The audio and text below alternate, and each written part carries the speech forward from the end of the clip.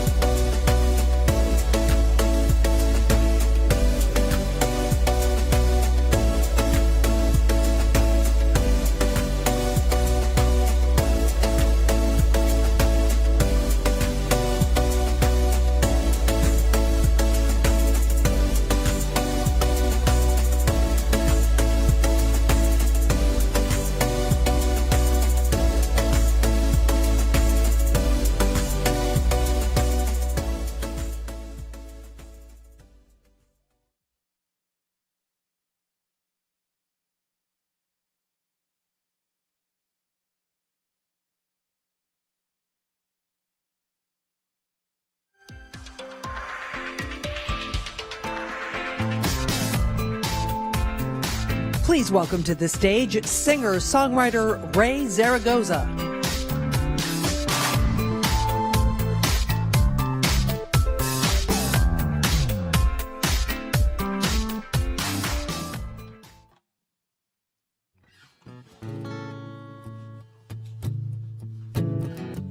Hello everyone, I'm Raye Zaragoza. Thank you to The Atlantic for having me today to open up. This song is called Rebel Soul, and it's about finding your voice, not being afraid to speak up. I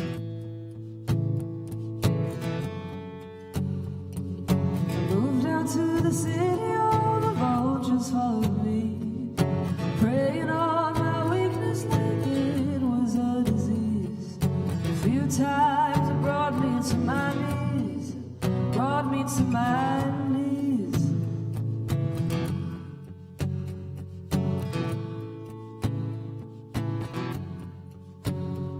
So walked into the desert, fighting through the heat, searching for the answers that I can't seem to see. Tired of who they're wanting me to be, wanting me to be. The only thing you're left with are your torn and tattered clothes, when you find yourself wandering down a dark and lonely road. When you've got a feeling in your heart that no one seems to know, feeling like a complete unknown. I'm a rebel soul, I'm a rebel soul.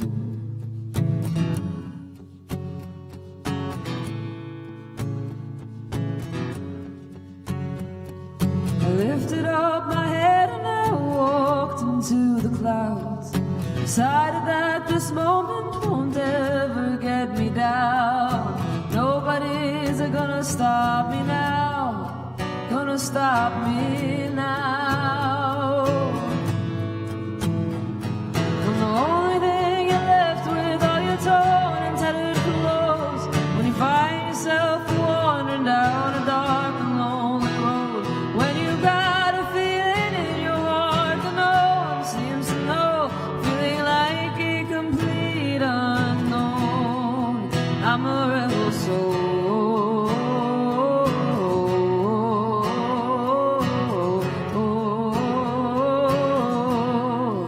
I'm a rebel soul.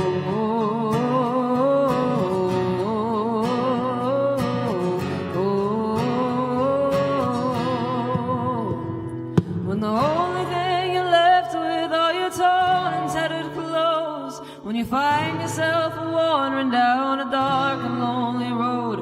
When you've got a feeling in your heart that no one seems to know, feeling like a complete unknown. I'm a rebel soul,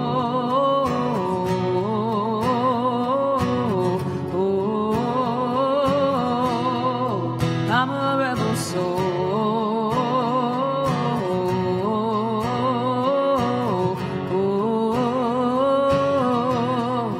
I'm a rebel soul,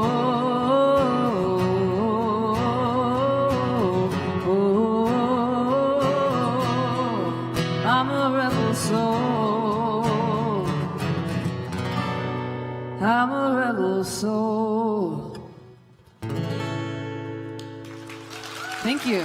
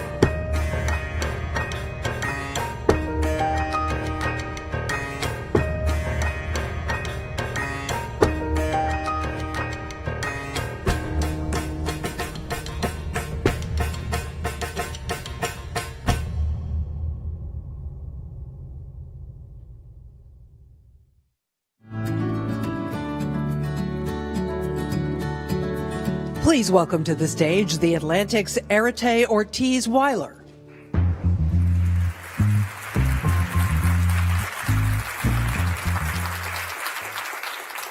Hi everyone, welcome to the Atlantic Festival's Idea Stage. Let's give one more round of applause for that amazing performance by Raye Zaragoza.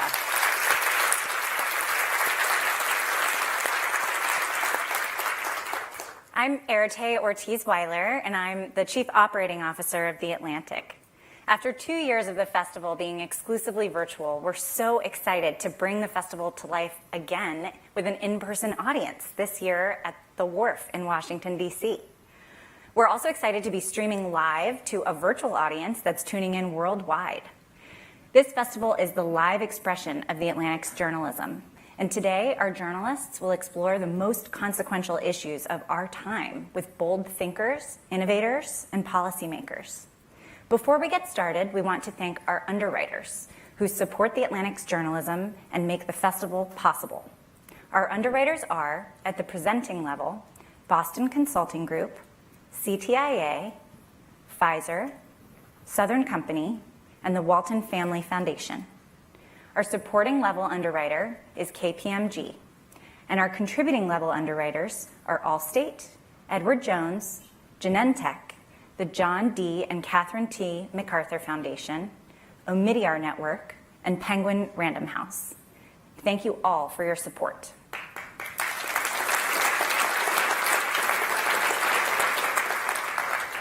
Just a few practical notes before we get started. Please silence your cell phones, but don't put them away. If you're going to post on social, please use TAF 2022, hashtag TAF 2022. We want you to be part of the conversation online. And now, enjoy the show.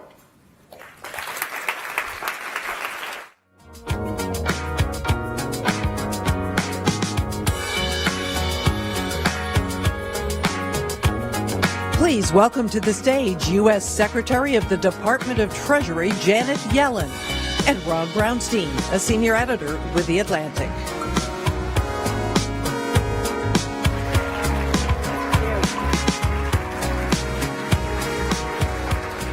Thank you. Secretary Yellen, I feel like we're having a dinner party that we've under-invited for. I mean, do you know if Merrick Garland or Jennifer Granholm are doing anything this afternoon? I'm sure they'd love to join you exactly. as well. Well, let me start by asking you about, thank you for joining us. We're going to talk about the broader Biden economic agenda, but I want to start another member of the federal government, the Federal Reserve Chairman, a job that you used to have. Yes. Yesterday, forecast a world in which interest rates would be elevated, at least compared to recent experience, for a sustained period with interest rates reaching 4.6% in 2023. He said this was unfortunate, but unavoidable. I know you don't want to second guess someone who has the job that you once had. So let me ask you, what are the implications for the American economy if the Fed continues on the course that they set out yesterday? So first, let me say, I think inflation has been running at unacceptably high rates. It is a huge issue for every American household. It's leading to a great sense of economic insecurity for Americans, and we don't want to see it become endemic. Since I lived through the 1970s when we had a long period of high inflation, it is President Biden's top economic priority to get it down, and that's what the Fed is trying to do. Now, some of the inflation is coming from supply chain bottlenecks relating to the pandemic and the shifts we saw in patterns of spending. And I think those, we can see some early evidence that that's beginning to resolve, but it's still contributing to inflation. And Putin's completely unacceptable and immoral war against Ukraine has led to a surge in energy and food prices that's also contributing to inflation. The administration has done what it can to ease supply chain bottlenecks and to release oil from the Strategic Petroleum Reserve. That's helped. But we also have a very tight labor market. And many Americans dropped out of the labor force when the pandemic struck. There's been some rebound, but not as large as might have been expected. Does the position of workers in the labor market have to erode? Does it have to weaken in order for inflation to come under control? Well, it looks like there probably is some inflationary pressure that's stemming from the labor market. And I think it's the Fed's job, as Chair Powell said, to address demand-supply imbalances. Now, I believe there is a path through this that can succeed in bringing down inflation while also maintaining what I think all of us would regard as a strong labor market. And I very much hope that the Fed will be able to succeed in doing that. Because as you may have seen yesterday, one of your predecessors, Larry Summers, who, as you know, is a shy, retiring type. Yes. He had a whole reaction, as he often does, to the Fed announcement, and he made one very specific prediction. He said, quote, "Happy to bet anyone that we will see 6 months of employment above 5 before we see 6 months of inflation below 2.5. Would you take that bet? Look, I don't want to get into the prediction game of exactly what it's going to take. I have confidence in the Fed. I've been there. I believe deeply that we should have an independent central bank and that they should make the judgments about what's required. Probably they need to ease some labor market pressure, but I certainly don't want to say that the unemployment rate has to rise that high. And before I turn to the broader economic, one last question in this area. In your previous answer, I think you were saying that you believe the Fed can bring down inflation without triggering a full-scale recession? Well, I think of a full-scale recession as a period when there's excessive unemployment. You don't have a strong labor market. We have one of the tightest labor markets right now we've had in American history. And, I believe we can continue to have what most Americans would regard as historically low unemployment rates and a strong labor market where people can find jobs. Right now, we have 2 job openings for every unemployed worker, and I think that's putting inflationary pressure into the system. But we can still have a good, strong labor market without quite so much pressure on wages and prices. I know I said last question, Terry, but there's one other. The Fed chairman, he basically prophesized or projected a world in which we will be fighting this fight for quite a while. Do you see a possibility that inflation will be essentially under control by the end of next year before we are full on into the presidential race? Or is this something we're still going to be dealing with in a serious way into 2024? Well, I believe it's going to come down certainly next year, although let's be clear, there are risks. The Russian invasion of Ukraine hasn't come to an end. We're seeing Putin weaponize oil and gas in fighting this war. So we remain vulnerable to supply shocks. But I think the Fed is clearly committed to bringing inflation down, and I expect that to be successful. 2023, you think will be a better year?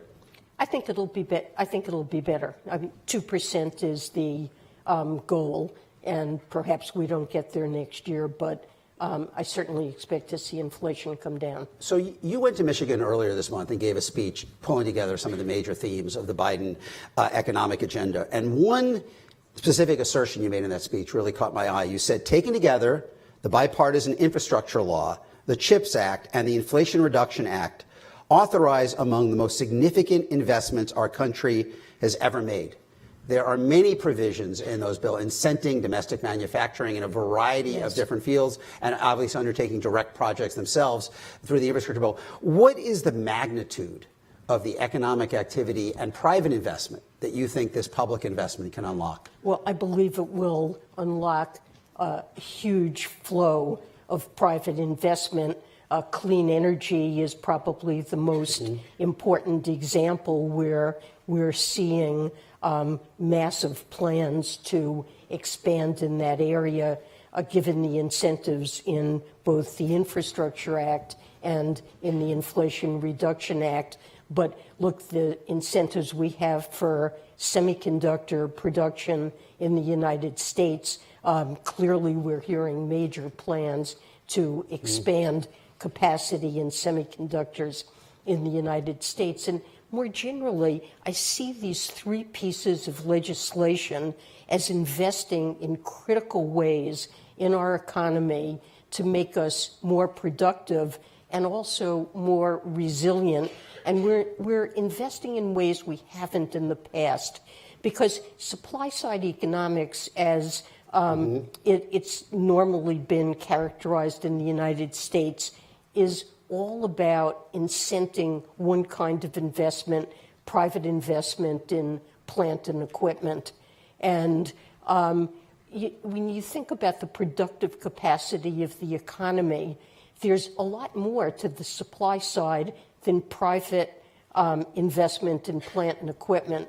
We have underinvested in public infrastructure for a very long time, and I think it's really hampered productivity. And we've seen that clearly during the pandemic when we've had difficulty moving goods, shipping goods. Our ports require investment, our roads require investment. Broadband is a critical component of inadequate infrastructure in a modern economy. These bills invest in that, along with energy security, semiconductors. And, you know, we have fallen now as a country to 10th in the world in terms of our R&D spending, public R&D spending as a share of GDP. And that wasn't always the case. And there is a major expansion of fundamental research that's enabled by the Infrastructure Act. Also incentives to, there's human capital and training workers, educating them. That's the piece of the stool that got squeezed out quite a bit in the free community college, the universal pre-K, other measures to expand skills.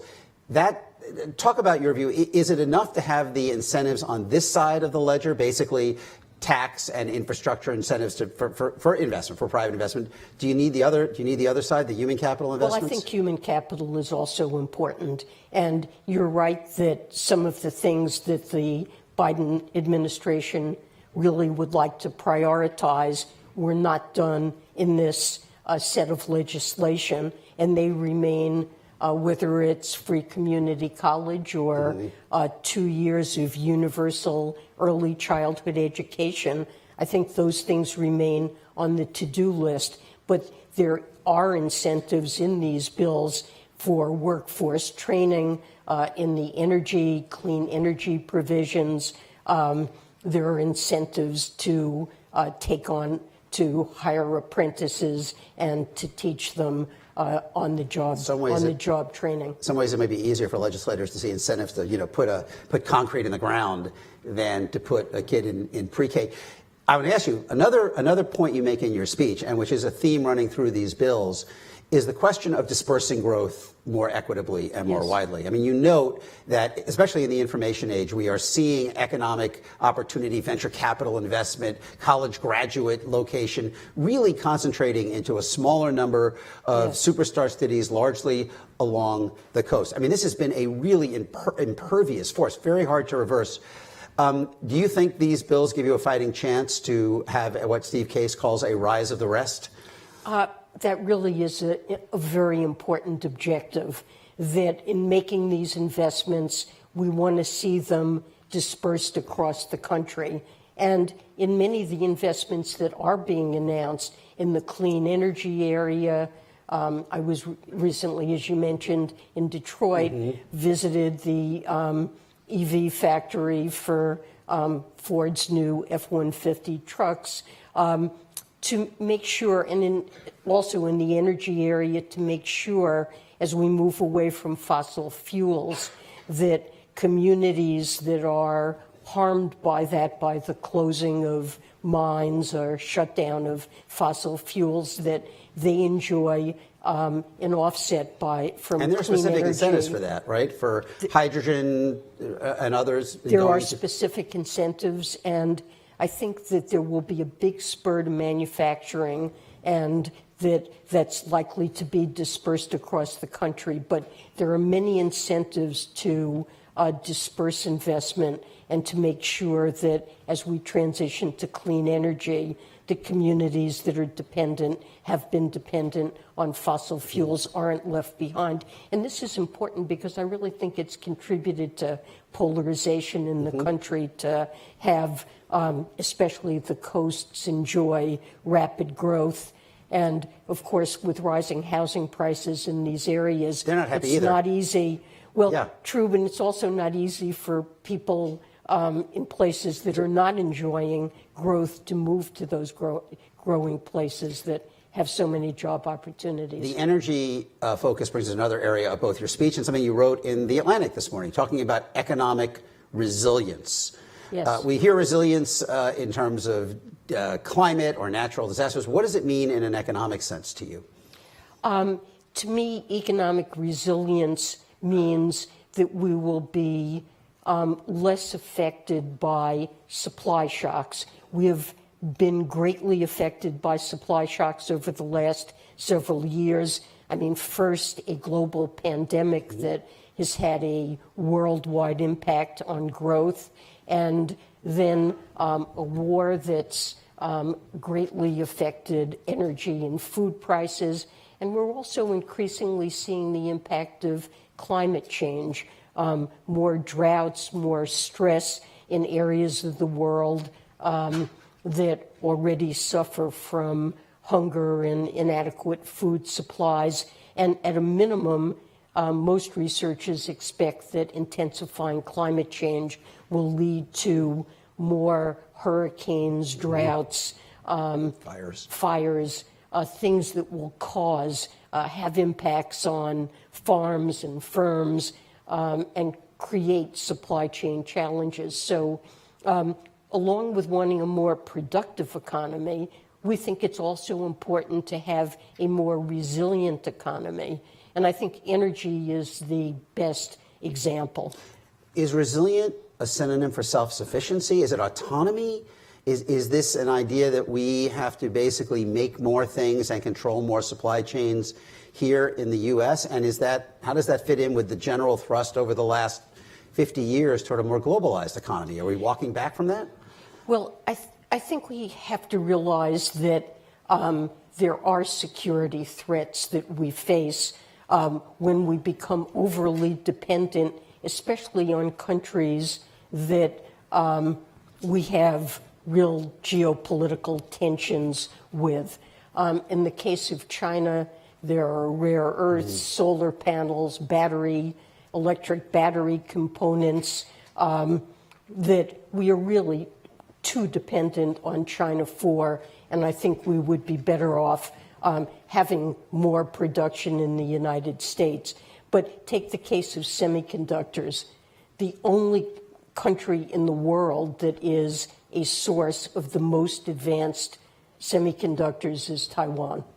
And I would regard that as a resilience risk and also a national security risk. But self-sufficiency, doing everything ourselves, I think is not the answer.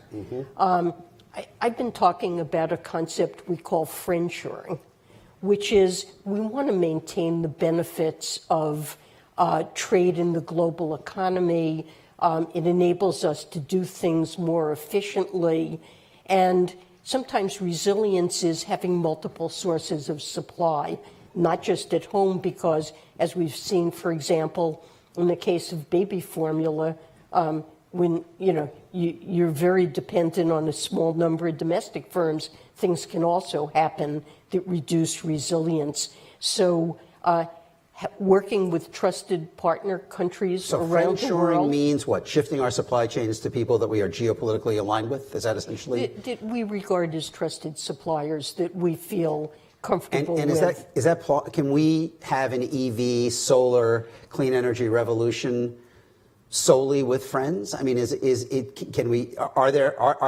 access to the raw materials we need solely in kind of a friend-shoring world, or ultimately do you need China? Well, we are highly dependent on China for things like lithium and processing of some of the minerals that go into electric batteries.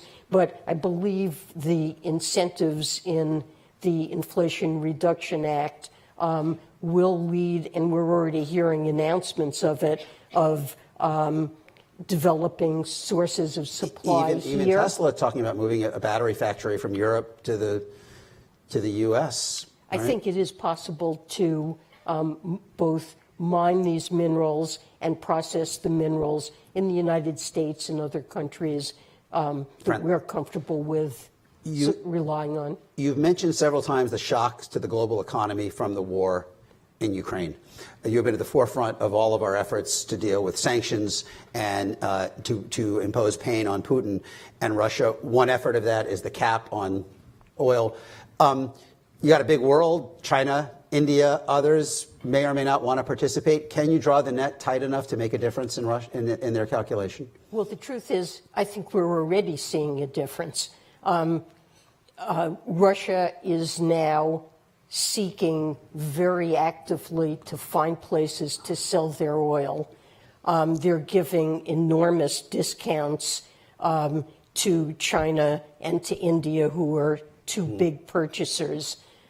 It's important to realize that in early December, Europe, which is currently buying about 3 million barrels a day of crude and refined product, is going to stop the bulk of those purchases, and Russia is going to be looking for other countries to sell it to.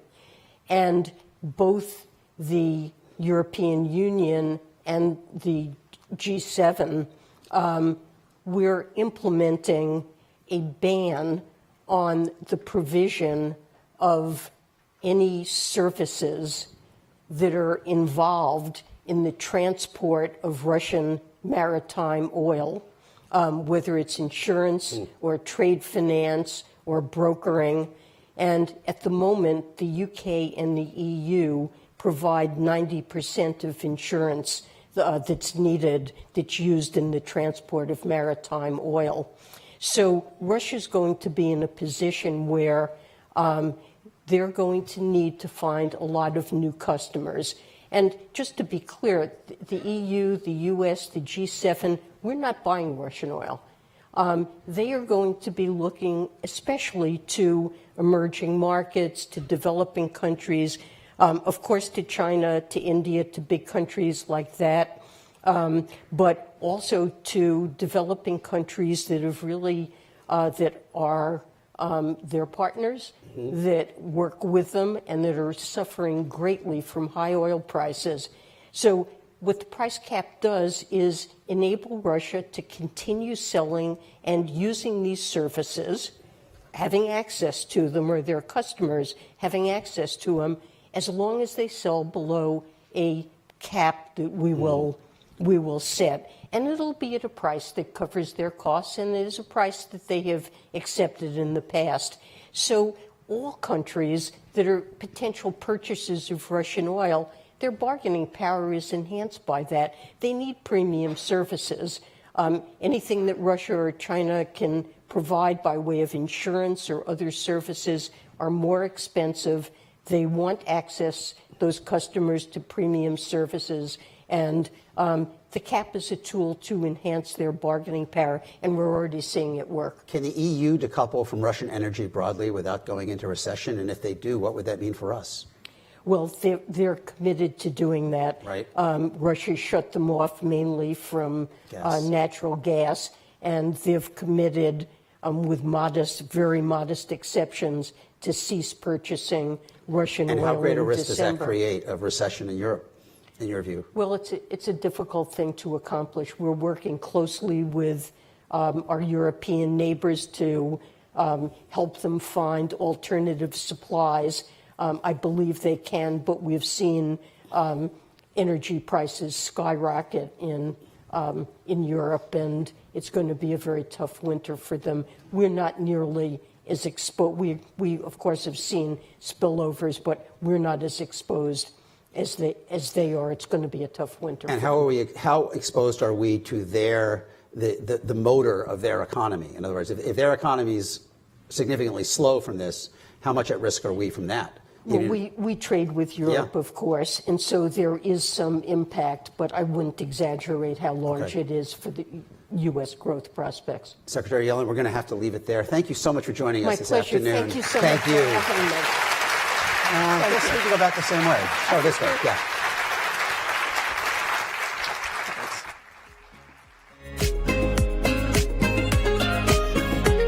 Up next, a conversation about social media's impact on the next generation. Please welcome Elsa Majimbo, a comedian and author, Elyse Myers, a writer and comedian, and Jean Twenge, a professor of psychology at San Diego State University. Here to lead the conversation is Kate Julian, a senior editor with The Atlantic.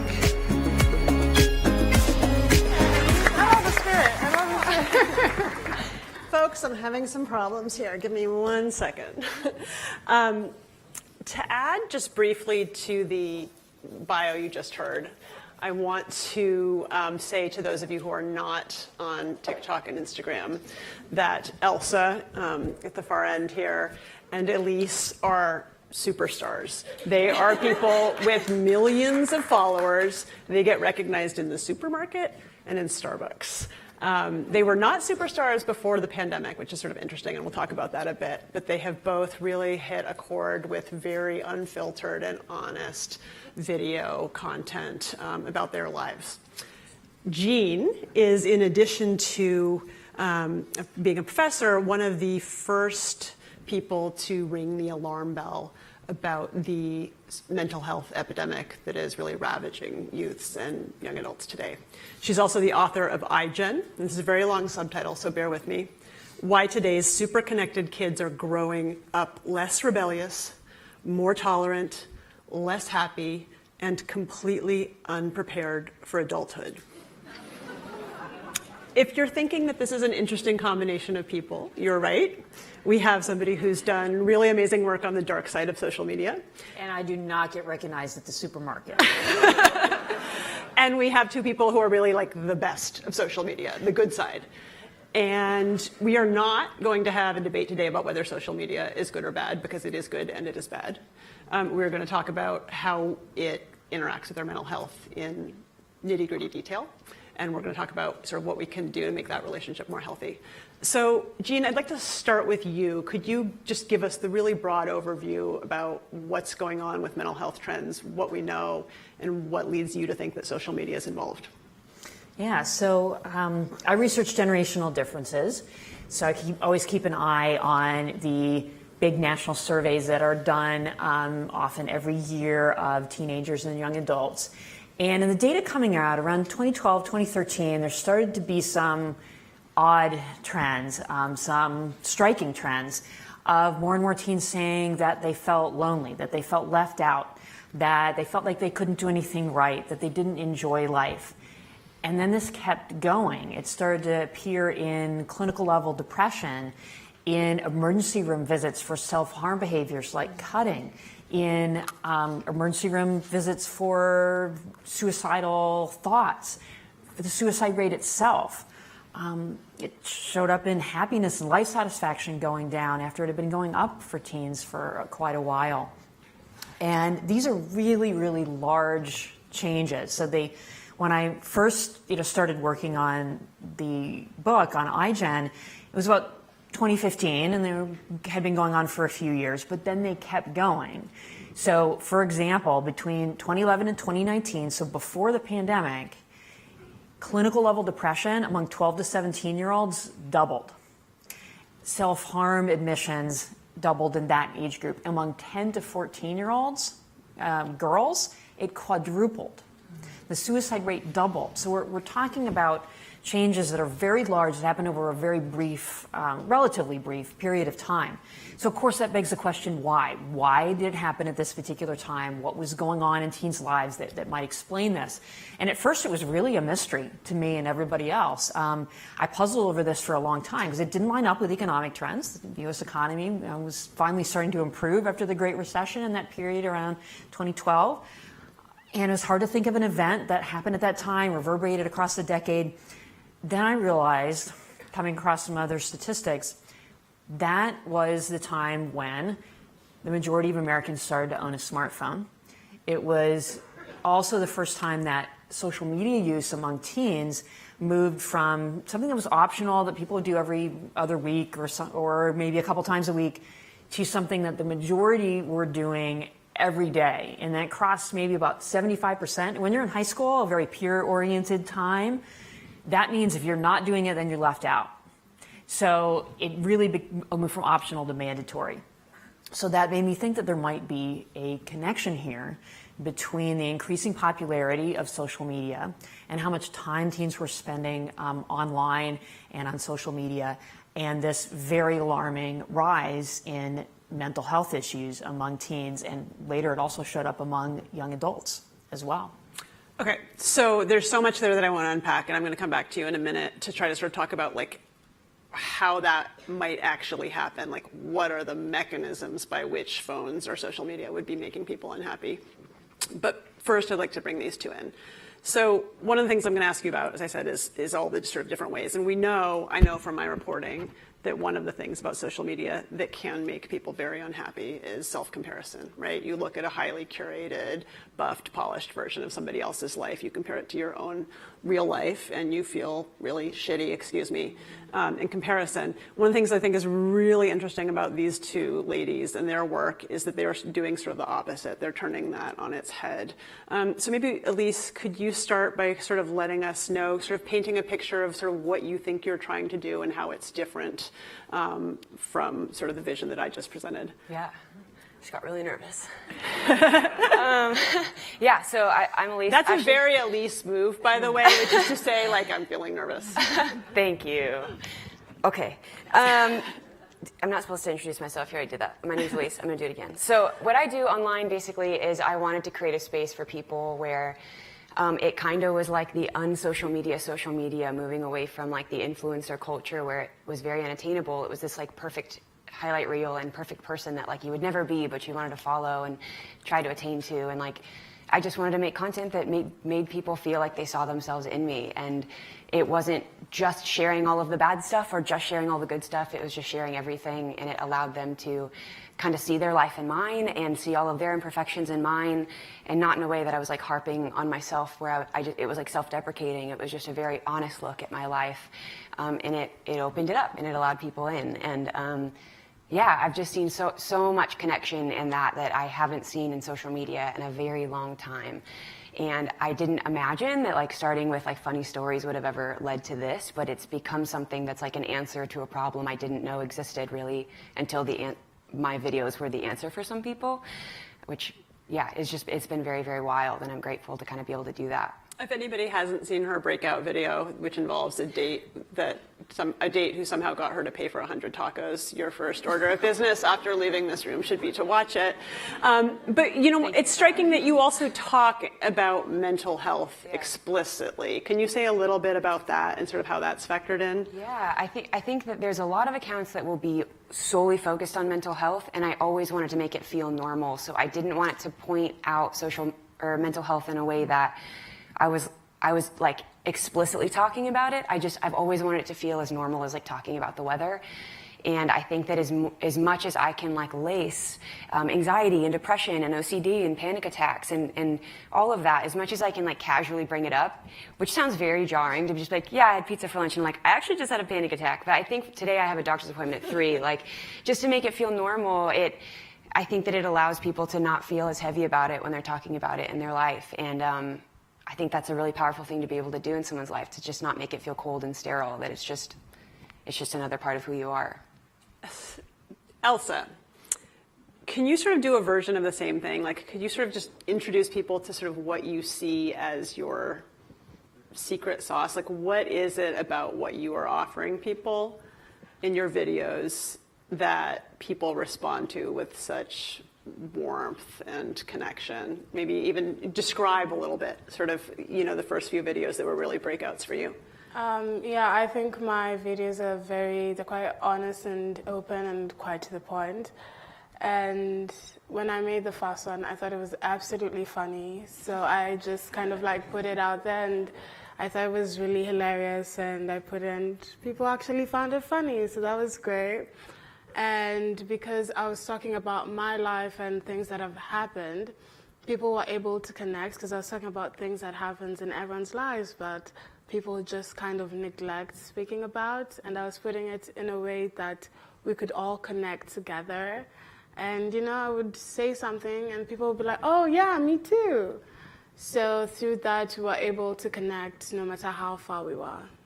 One of the things that I love about Elsa and Elyse's videos is that, as lovely and put together as they look right now, they let people see them in their unvarnished everyday states, without makeup, without their hair done, with a sense of humor. Elsa sort of famously wore, do you want to describe your sunglasses? I don't know. She had these really awesome, cheap sunglasses that she wore. Oh my God, that's so cool. So basically I have like this, they're broken, because when I bought them first, I was broke. I didn't have money, and they were $1, so they broke quite easily.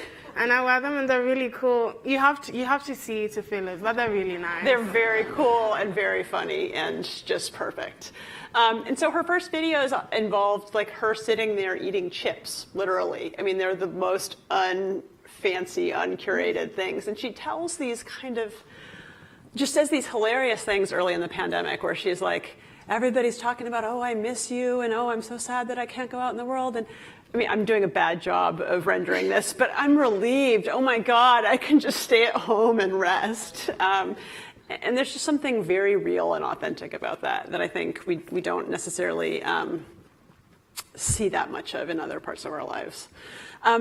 Dr. Twangy, let's hop back a bit to this question I was sort of alluding to about like how this actually happens. Like, if there is a connection between social media use and depression and other mental health issues, like what are the actual mechanisms? And we're all living through this massive real-time natural experiment. So we don't actually really have answers. Like, we don't have controlled experiments to sort of answer some of these questions.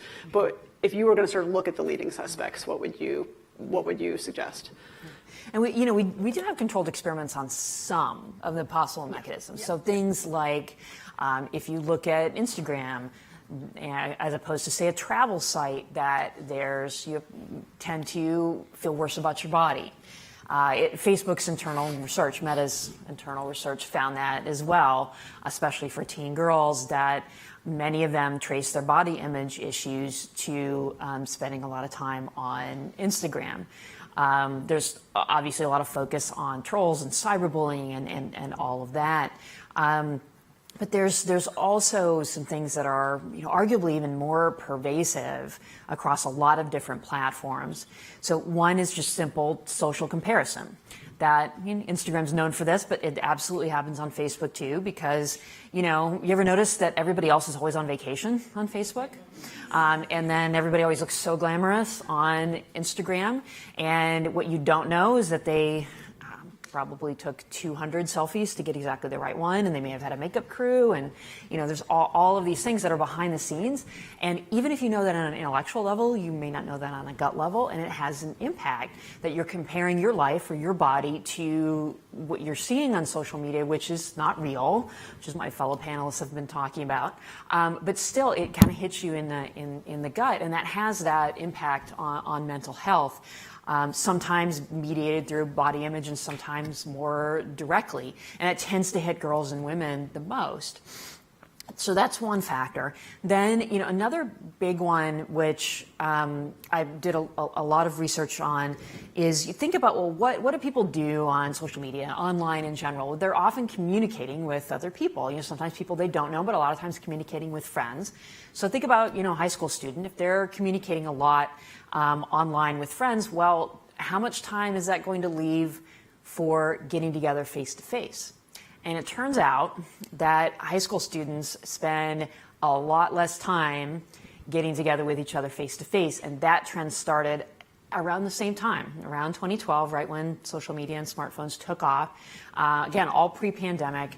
That if there's one survey that's of entering college students looking back on their last year of high school, they spent an hour less a day in face-to-face social interaction with friends compared to Gen Xers when they were in high school in the late 80s. So just a lot less time face-to-face. Well, the problem with that is that communicating face-to-face is really good for mental health. Spending a little time on social media, probably not that much of an impact, but if you're spending so much time on social media that that's replacing your interacting face-to-face with people, that is not a good formula for mental health. Okay, so Elyse, I want to let you jump in there because one of the things I really love about your thing is that you interact with your viewers as if you are their friend, right? Like people often refer to her as the internet's best friend, and I think it's kind of true. And yet it's obviously not really a two-way friendship, right? So I'd like you to kind of talk about what it is that you think people can actually get out of that relationship. Yes, it's not an in-person, offline thing, but clearly there's something going on that's doing quite a bit for people who are watching you. So can you say some more about that? Yeah, a lot of my goals in my videos that I make are to make people feel like known, loved, and that they belong. And you know, one question you can ask is like, if you never meet these people, like how do they possibly feel that way? Because it is one-sided. But I think that there has just been so much of my life that I didn't see myself in other people, and I couldn't relate to somebody the way that like I was feeling, or like the way I was struggling with things. And I can make content where people do see themselves in me, and they can feel known. And I think that, like, to your point, we are losing face-to-face interaction, but I mean, I'm an introvert, and that literally sounds like the best thing ever. And so I'm listening to your points, and I'm like, that doesn't sound bad to me. Like, so I'm really struggling with that, I think. But I understand, and at the same time, I think that social media opens up this place where it's like, for the first time ever, we're also, if people use it like safely and healthily and well, we're getting access to viewpoints and to people and to connection that we never ever would have if it didn't exist. And I know I found a community of people that are like, you know what, you do wake up at 4 o'clock and you look kind of like hot garbage on the screen, but I love that for you because I'm that's me. I'm a mom, and I find other moms that just don't have a lot of people that are not put together the way they aren't put together. And yeah, I just think it can also be very, very healthy, and if it's done right, but it isn't a lot of the times, which is where I think a lot of issues come, and which is what I'm kind of trying to undo with my content. Right. I mean, if we find ourselves in this spot where, for whatever set of reasons, people don't have the same kind of in-person social context they used to, is it better to have Elyse, or is it better to have nothing? I think having Elyse is kind of an amazing thing. Elsa, I'm curious, not to put you on the spot, but you are the only person on this stage who is a member of the generation that Dr. Twenge is talking about when she says that there's a mental health crisis. So what do you, as the Gen Z representative, think might be going on? I mean, do you buy the idea that social media has, on the balance, been really challenging for people in terms of mental health? Would you push back? Are there other factors that we should be taking into consideration here? Yeah, I feel like social media portrays lives that don't exist a lot of the times. Very glamorous, and there's very beautiful people, and you just want that life. But most of them are just like fake, or people are paying in a very hefty price. It might not be money, it may be something else, and I feel like people want that regardless, even though they know it's fake, or they know someone did something for it, they still want it. So I do think so, and it's had a very big impact on a lot of people's mental health. And for me personally, I think I saw all that, and I knew, because I was in Nairobi in Kenya, and I knew I couldn't, that was quite out of my reach. So the only thing I could do was be myself, because I still wanted to be on social media and on Instagram and still interact with all these people. But not everyone puts themselves in that space. And instead of deciding to be themselves, which is the only thing you can be because that's the only thing you're sure about, everyone tries to act like someone else. We are running a little short on time, so I want to just kick one last question to you, Dr. Twenge. Could you sort of, given the reality that this is the world we live in, give us some sort of evidence-based suggestions about like sort of simple measures that we could take either as a society, in our own lives, in our children's lives, if we're parents, to use social media in a way that sort of is most likely to harvest the good and not so much the bad? So I have 3 kids myself. They're 15, 12, and 10. So I think about this a lot in terms of what are we doing in the world to make this a good place for our kids. And I think really it's everything in moderation and to be especially careful with kids and teens. So you're supposed to be 13 to use social media, but that age limit is not enforced. I mean, it's probably also too young. These platforms are not designed for young children. So I think we have to have different rules and regulations, whether we're talking about kids or we're talking about adults. But there is one tip that is a great one for everyone of all ages, which is don't have your phone in the bedroom overnight. There's tons of studies on this. You will sleep better. If at all possible, get it out of the bedroom. And I know what you're thinking. You're thinking my smartphone is my alarm clock, so I have to have it in my bedroom. I have a tip for you. Buy an alarm clock. You can buy it on Amazon on your phone and then put it away and get a good night's sleep. Okay. On that very helpful note, we're going to have to say goodbye. Thank you so much, Dr. Twenge, Elsa Majimbo, Elyse Myers. This has been really fun.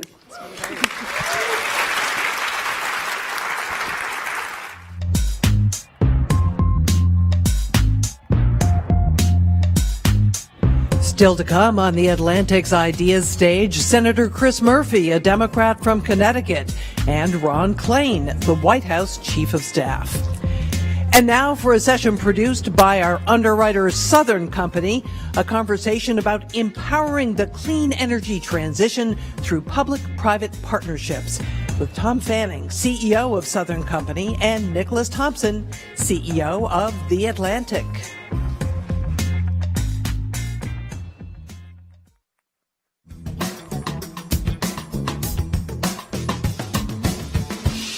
Hello, I'm Nicholas Thompson. I'm the CEO of The Atlantic, and it is my great pleasure to be joined here today with Tom Fanning, who is the CEO, but also the president and the chairman of Southern Company, the second largest utility in the United States. Tom, it's great to see you. Nick, great to see you again. Yeah, awesome. we had a wonderful time last year, and we'll have it again this year. So it's Climate Week.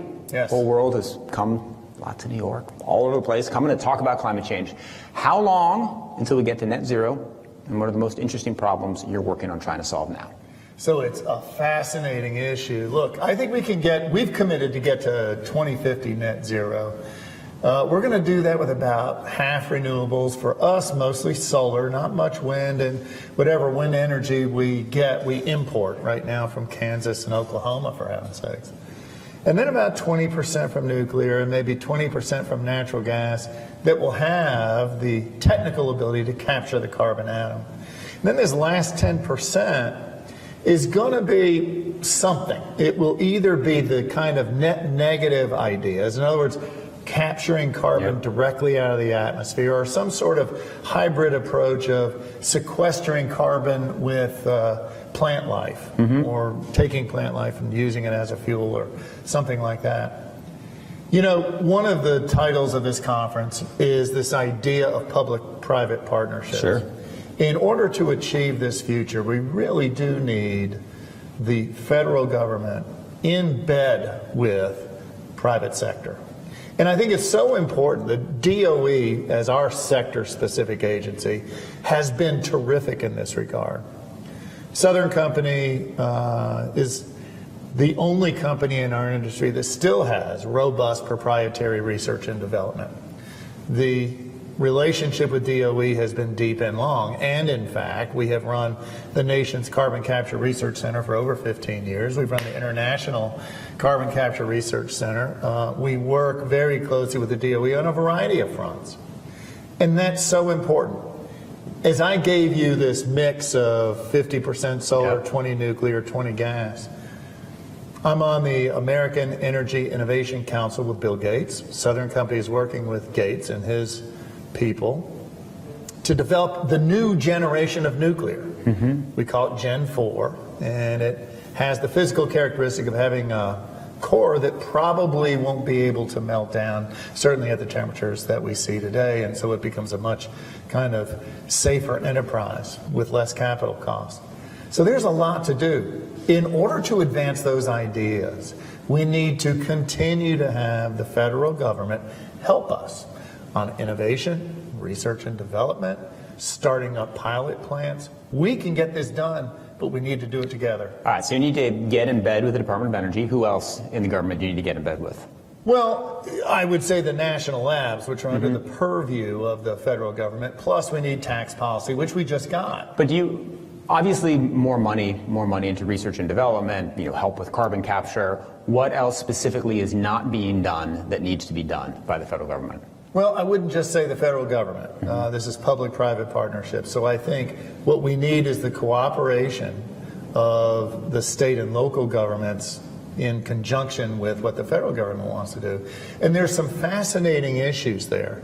In order to transition the fleet, this isn't some esoteric idea. Today we really don't have a national energy plan. And I would love to see that develop with the participation of the federal government, the private sector, and state and local governments. If we could get that done, my sense is we could move faster and more effectively toward this energy future. And Nick, the other thing is, I started with 2050. We probably can move that date earlier, but we're going to need a lot of people's help. At the end of the day, companies like ours have to recognize this balance of sometimes competing objectives: clean, safe, reliable, and affordable. We can move faster, it's going to cost more money. What can we do to keep cost to customers as low as practical as we achieve our net zero future? Now, the other advantage of getting to net zero, of course, are their national security implications, which is something you've worked on a lot. Explain where you think that's going. I think it is an incredibly complex but important issue. So since you and I spoke last, I've taken the role of chairman of the CISA Advisory Board. That's the Cybersecurity Infrastructure Security Agency. And it's the group within Homeland Security that assures, it's the clearinghouse for, our base protections against cyber threats. Companies like ours get attacked about 3 million times a day. And we know with the geopolitics we see around the globe, those things tend to spike, whether it's the issue in Ukraine, whether it's the South China Sea or Taiwan. We know that at least the big four, and the big four being Russia, China, North Korea, Iran, and a whole host of others, including, I love to use movies as metaphors, but one of them, remember James Bond movies, Spectre.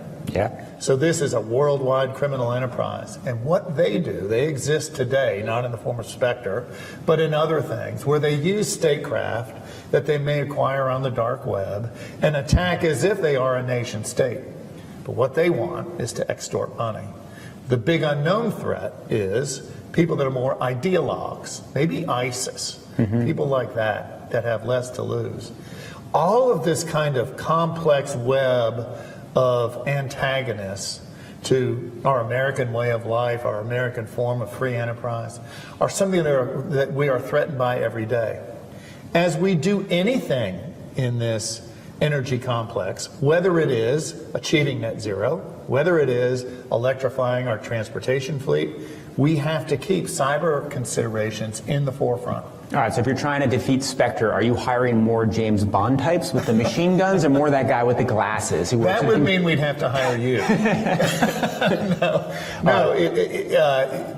What you get to there is to understand not only what threats exist, where the attack vectors are, and a lot of times these attack vectors come through servers that may be located in neutral countries. And so we need to start thinking more globally about bilateral safety commitments. The other thing we need to do is to continue to think about not only what threats are present today, but what may exist in the future. That is, skate to where the puck will be. And then sometimes, we discussed this last year, but the idea would be, let's take the attack surface away from the attacker. And so are there ways for American commerce, if needed, to withdraw from the digital age, to unplug from the internet? We think we have solutions for that in our industry. All right, well, we have about 30 seconds left, during which you'll be attacked about 1,500 times. Tell me the piece of technology that most excites you right now that will help us towards net zero. Oh man, well, wait. Broadly to net zero, renewables, and the importance of inverters. This is a piece of equipment that will take sunlight, turn it into DC electricity, and make it usable to us. Storage is an awfully big deal. If we can get storage to work, I really think the lithium-ion approaches we're taking today are going to need to be advanced. And so I think material science advances need to occur. Those would be the two big ones, I think, that are going on. All right, well, let's all go get to work on that. Thank you so much, Tom. It was a great pleasure to talk with you. Thank you, my friend. Thank Good you. seeing you. Good to see you, too.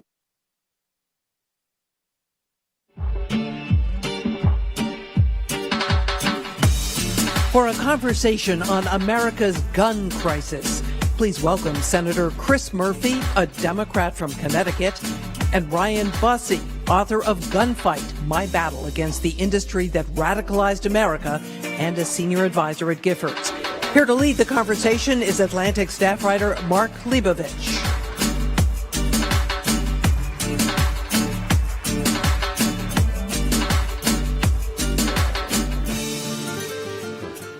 Hi all, thanks for being here. Wow, packed house, I like it.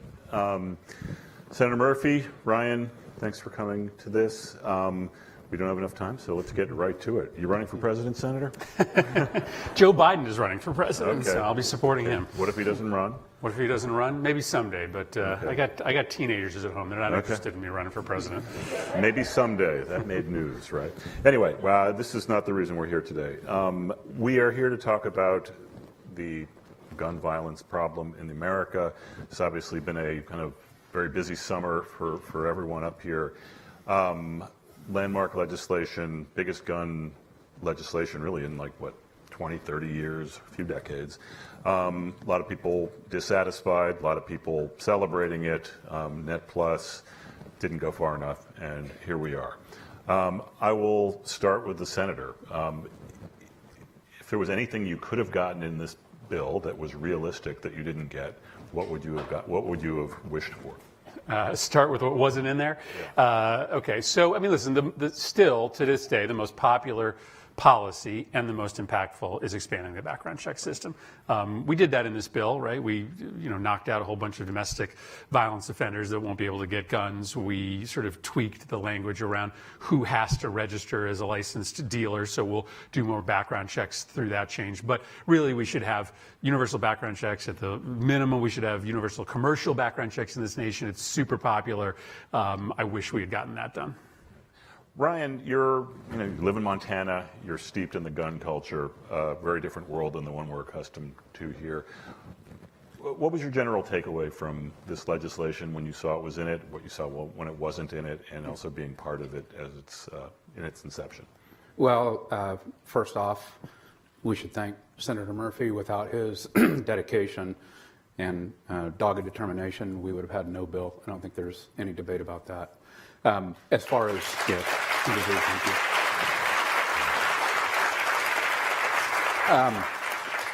I think what's important is perhaps not what's in this bill, but how it helps reestablish social norms in and around gun ownership and gun safety that were once very ubiquitous in our country and in the firearms industry. I spent 25 years in the firearms industry. And it wasn't that long ago that the industry itself would not allow tactical gear like that worn and researched by the Buffalo shooter and worn by the Uvalde shooter. And the guns that they used would not allow those to be displayed at its own trade shows. Only about 15, 17 years ago, the industry itself, and that was a voluntary prohibition. And you think about how those norms have been broken to where we are today, where we have people marching into the Michigan Capitol with loaded ARs on their chest. My book opens with my own son being threatened by one of these Second Amendment patriots, air quotes around that. And I think about how important it is for Senator Murphy's legislation, imperfect perhaps, but it helps reestablish those norms that we once lived in under the nation. Was there anything, Senator, in the process of writing this bill that you thought you could build on for next time, or if this conversation, if negotiations continue, 18 to 21 is the minimum age? I mean, does that seem like a realistic jump that you could get in the future, Bill? Yeah, listen, I think we were very close to having 60 votes in the Senate to just simply raise the age to 21. We were a few votes short, and so we decided instead to set up this new process by which you'd run an enhanced background check on an 18 to 21-year-old buyer that institutes an effective waiting period, which I would argue could have been dispositive in a situation like Uvalde. But yeah, that's clearly the conversation that's happening right now. I think there's a growing tempest in this country, especially amongst parents and kids, to do something about assault weapons. I think there's an acknowledgement that the profile seems to be the same time and time again, young males, often under the age of 21. I don't think it'll be long before we have the votes to just raise the age, but I also think that some broader restrictions on that weapon are in our future as well. I just see this issue moving pretty quickly. Mm-hmm. Do you, Ryan? I think it's tough to debate that that gun and what is happening in and around that gun deserves special attention. I mean, come on. It's the industry wants to argue that it's just the same as every other gun. If it was, you would see every other gun ending up in places like Uvalde and Highland Park and Buffalo and Sutherland Springs and Las Vegas. Need I go on? Because I could for about another 15 minutes here. It's not the same as every other gun, and the way it's marketed and the sort of fear and intimidation that it exudes is not the same as every other gun. So I think it's very clear that we need some sort of extra attention on it. Let me ask you this, Ryan. I mean, Ryan, I didn't mention it. Ryan wrote a great book called Gunfight, which is about there's a long subtitle, which what's the subtitle? My Battle Against the Industry That Radicalized America. Okay, there's a subtitle. It's a good book. It's an inside look at his experience, basically from inside the industry. You had some striking anecdotes in there. Take us inside the mind, if you can, of, say it's 2020. There are long lines outside of like Walmart or wherever. Yeah. People are lined up for food, booze, toilet paper, and guns. Yeah. Perhaps, AR-15s. Yeah. What is going through that person's mind? Like, why? Why do you need a gun if we're all sitting at home during a pandemic? So I think what everybody here, and I hope everybody in America needs to understand, is if you chart the change in the way guns are now sold and marketed with the sort of fear and radicalization, racism that we've seen become so widespread in our country, the two graphs mirror almost exactly. In 2007, before Barack Obama, just as Barack Obama started leading in the polls, America had never consumed more than 7 million guns in a single year. By the time, and really probably most of us think that's the time when our political radicalization really started to take hold. By the time Barack Obama left office, America was consuming almost 17 million guns a year, so it had more than doubled during the tenure of Barack Obama. Everybody I knew in the industry did not refer to him as President Obama. They called him America's best gun salesman. Then fast forward to 2020, probably the most tumultuous, fearful, conspiratorial sort of year any of us have ever lived through. That's the high water mark of gun sales in the United States. Americans consumed almost 23 million guns that year. So there is this very dangerous intertwining of guns and fear and conspiracy. And anybody who is fearful enough, for whatever reasons, will eventually go buy a gun or do something to address that fear. And so to your question, Mark, I think there's a lot of fear rolled up in a large majority of these gun sales. Can I just put a quick postscript on this, and you do a wonderful job of talking about this. It is also still true that there are less households today that have guns than did 20 years ago. And it is also true that the majority of those weapons are being bought by a pretty small number of Americans. It is true in the last few years the number of households having guns has increased, but here to 20 years ago, less households have guns. And the real story is a relatively small number of people that are loading up with a really high number of weapons. And I just think you have to understand that as the context here. I'm going to ask Senator Murphy to help us understand the minds of some of your colleagues, which I realize can be a bit challenging in some ways. Talk to me about, you hear as an article of faith that the Republicans are terrified of the gun lobby. The NRA owns Senator XYZ. What does that look like from where you are sitting? When you talk to your colleagues, how does that intimidation or that hold that they do or do not have over your colleagues express itself? And has it changed at all? Is the sort of Darth Vader-like invincibility of the NRA any less so than it might have been a few years ago? So I think it's really important to understand that the NRA's power is not, about the amount of money they contribute to candidates. It's about what that imprimatur means, right? The NRA endorsement has become a sort of proxy for a broader set of values. And for a Republican Party that is kind of post-ideas, right? This is a party that right now stands for one thing and one thing only, the destruction of government. Well, what can communicate to your primary constituents how much you care about the destruction of government, other than the endorsement of the organization that supports the armed insurrection of the people against government? And so the sort of disintegration of ideas in the Republican Party leads to the primacy of the gun lobby, because their endorsement sort of signals how much you hate government. But the answer to your second question is also yes. The gun lobby has less power today, and part of it is because they've fallen apart at the seams as an organization, but also more so because we just built a parallel organization, right? The anti-gun violence movement didn't exist 10 years ago. It does today, which leads a Republican senator to stand up in the middle of one of the caucuses that they're having considering the Bipartisan Safer Communities Act, and he stands up and he says to Cornyn and Tillis, why are you making us vote on this? I lose either way. I either have to vote against the gun lobby or I have to vote against my constituents. And that is a sentence that would have never been uttered 5 years ago in the Republican conference. They only feared one entity, and it was the gun lobby. Now they see there's equities on both sides. Cornyn and Tillis, I was a little surprised by that. They both won 2 years ago, so they're safe for a while. But are there other gettables in sort of that category that you have talked to think could have some potential? Every year there's more Republicans that are open to taking a look at these pieces of legislation, and it's simply a function of the politics on this changing. All of a sudden it's anti-gun violence advocates that are clogging up their phone lines and showing up at town halls, and you just naturally react to the voices you're hearing the most from. And even in places like Texas and North Carolina, all of a sudden we have equity with the other side. And so I think, John and Tom came to this in part through that sort of interpretation of modern politics. But I will also say there's increasing emotional content, right? And it is harder, even for Republicans, to turn the other way when they have to meet constituent after constituent who has a personal story to tell. And I know that's part of the reason that John and Tom were at the table. So that's an interesting segue. The notion of effective emotional content, or whatever it was. We're talking about shootings. Shootings are awareness. They're horrifically tragic and no one likes them, but they propel the issue in some ways. Ryan and I were talking the other night about this.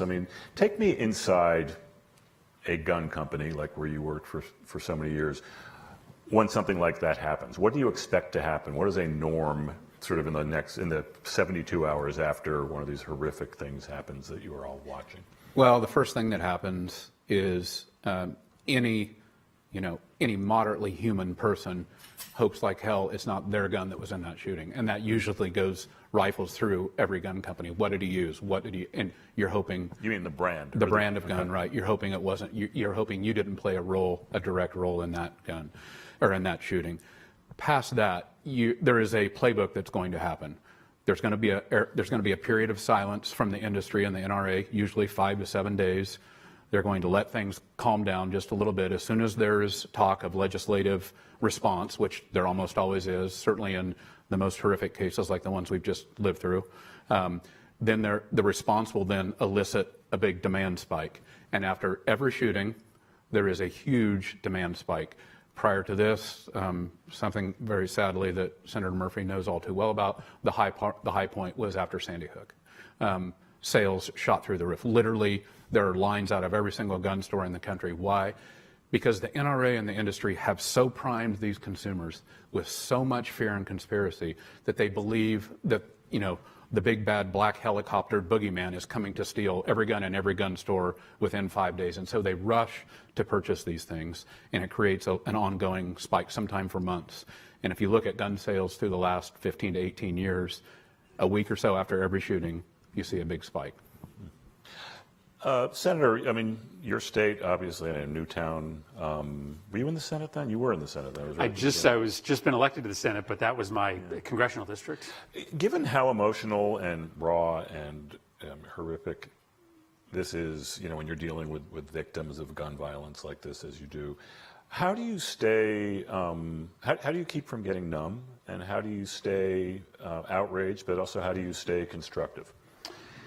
Listen, I mean, obviously I'm an interloper to all of this. I haven't experienced this in my personal life, and I just find these advocates absolutely heroic. I mean, I can't imagine how these parents from Sandy Hook or New Haven or Hartford have the emotional strength to deal with the grief and come to Washington to protest. I guess I see the anti-gun violence movement in the same frame as I would look at any other great social change movement, the civil rights movement, the marriage equality movement. And those are movements that have lots of failures up front.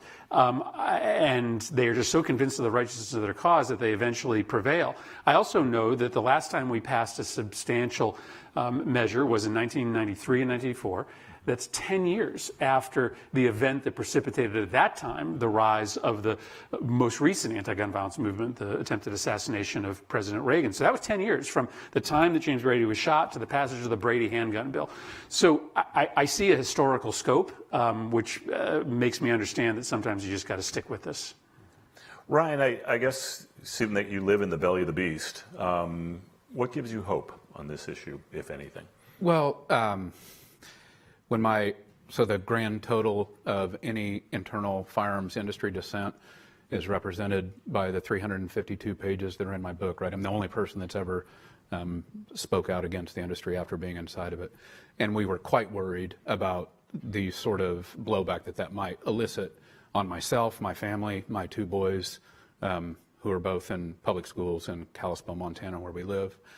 We prepared all sorts of safety. We had safety talks and digital safety and everything else. We anticipated just a wave of trolling and attacks, but the opposite happened.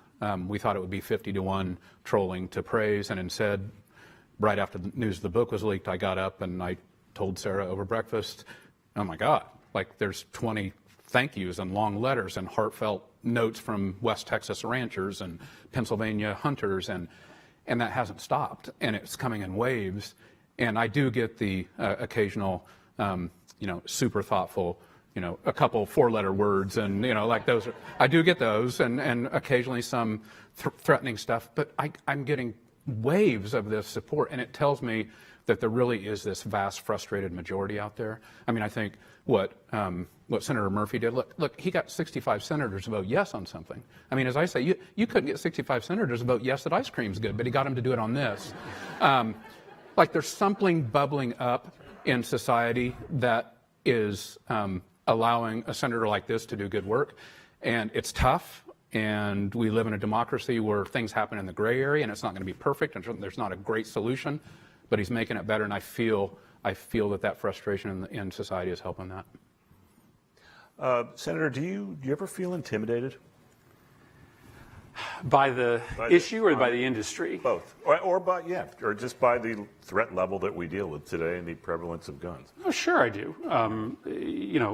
Welcome to, my world, right? So, yeah, listen, this job is scarier than it used to be, right? The level of hate and viciousness, frankly, the number of weapons that are out there is just different. So, certainly in the days after this bill passed, I and my family, similarly, I've got young kids, we had to take precautions that, nobody should, have to take in this business. But, organically, I feel, the same thing that Ryan does. There's, 10 times as many people egging me on and telling me to do more as there are, trying to come after me. But, this is a volatile time, and there's no issue that's more volatile than this. So I certainly, live wondering whether there's somebody out there whose screws are coming loose who thinks that I'm trying to take their guns. We all have to be careful. Guess we have time. No one's telling us to leave yet. Tell me, Senator, what is? I'll ask you the hope question. I mean, what gives you hope on this issue? Yeah, I think this summer gives me hope. Right? I mean, it is heartbreaking that we could only pass as much as we could this summer, but that's 10 times as much as we could have gotten done just 5 years ago. I really see this issue moving very, very quickly. The fact that Senator Cynthia Lummis from Wyoming said the week after Uvalde that she was considering voting for the bill because calls were running 10-1 from Wyoming in favor of the bill, tells you that America has made a decision. And people like Tom Tillis and John Cornyn give me hope, right? You do need, on an issue like this, some heroes. You do need some people who are willing to sort of step out and do something difficult first. And we now have those. We have handfuls of Republicans that are willing to take some chances. And I think the last thing that gives me hope is that I don't think any of the Republicans who voted for this feel like they're sustaining any significant backlash for it back home. In fact, from what I understand, most of them are finding out what Ryan found out, that they actually have some new friends that they didn't suspect, and their enemies just don't seem to be that well organized, at least as well organized as they thought they would be. So what also gives me hope is that the folks who did step out on a limb this summer are feeling pretty good about it right now. And that gives me confidence that there's a next chance, a next bite at this apple pretty soon. Ryan, what piece of advice would you or have you given to people like Senator Murphy on how strategically to approach this issue based on what you've seen in the last few years in Washington, but also how you see what's been effective from your industry position?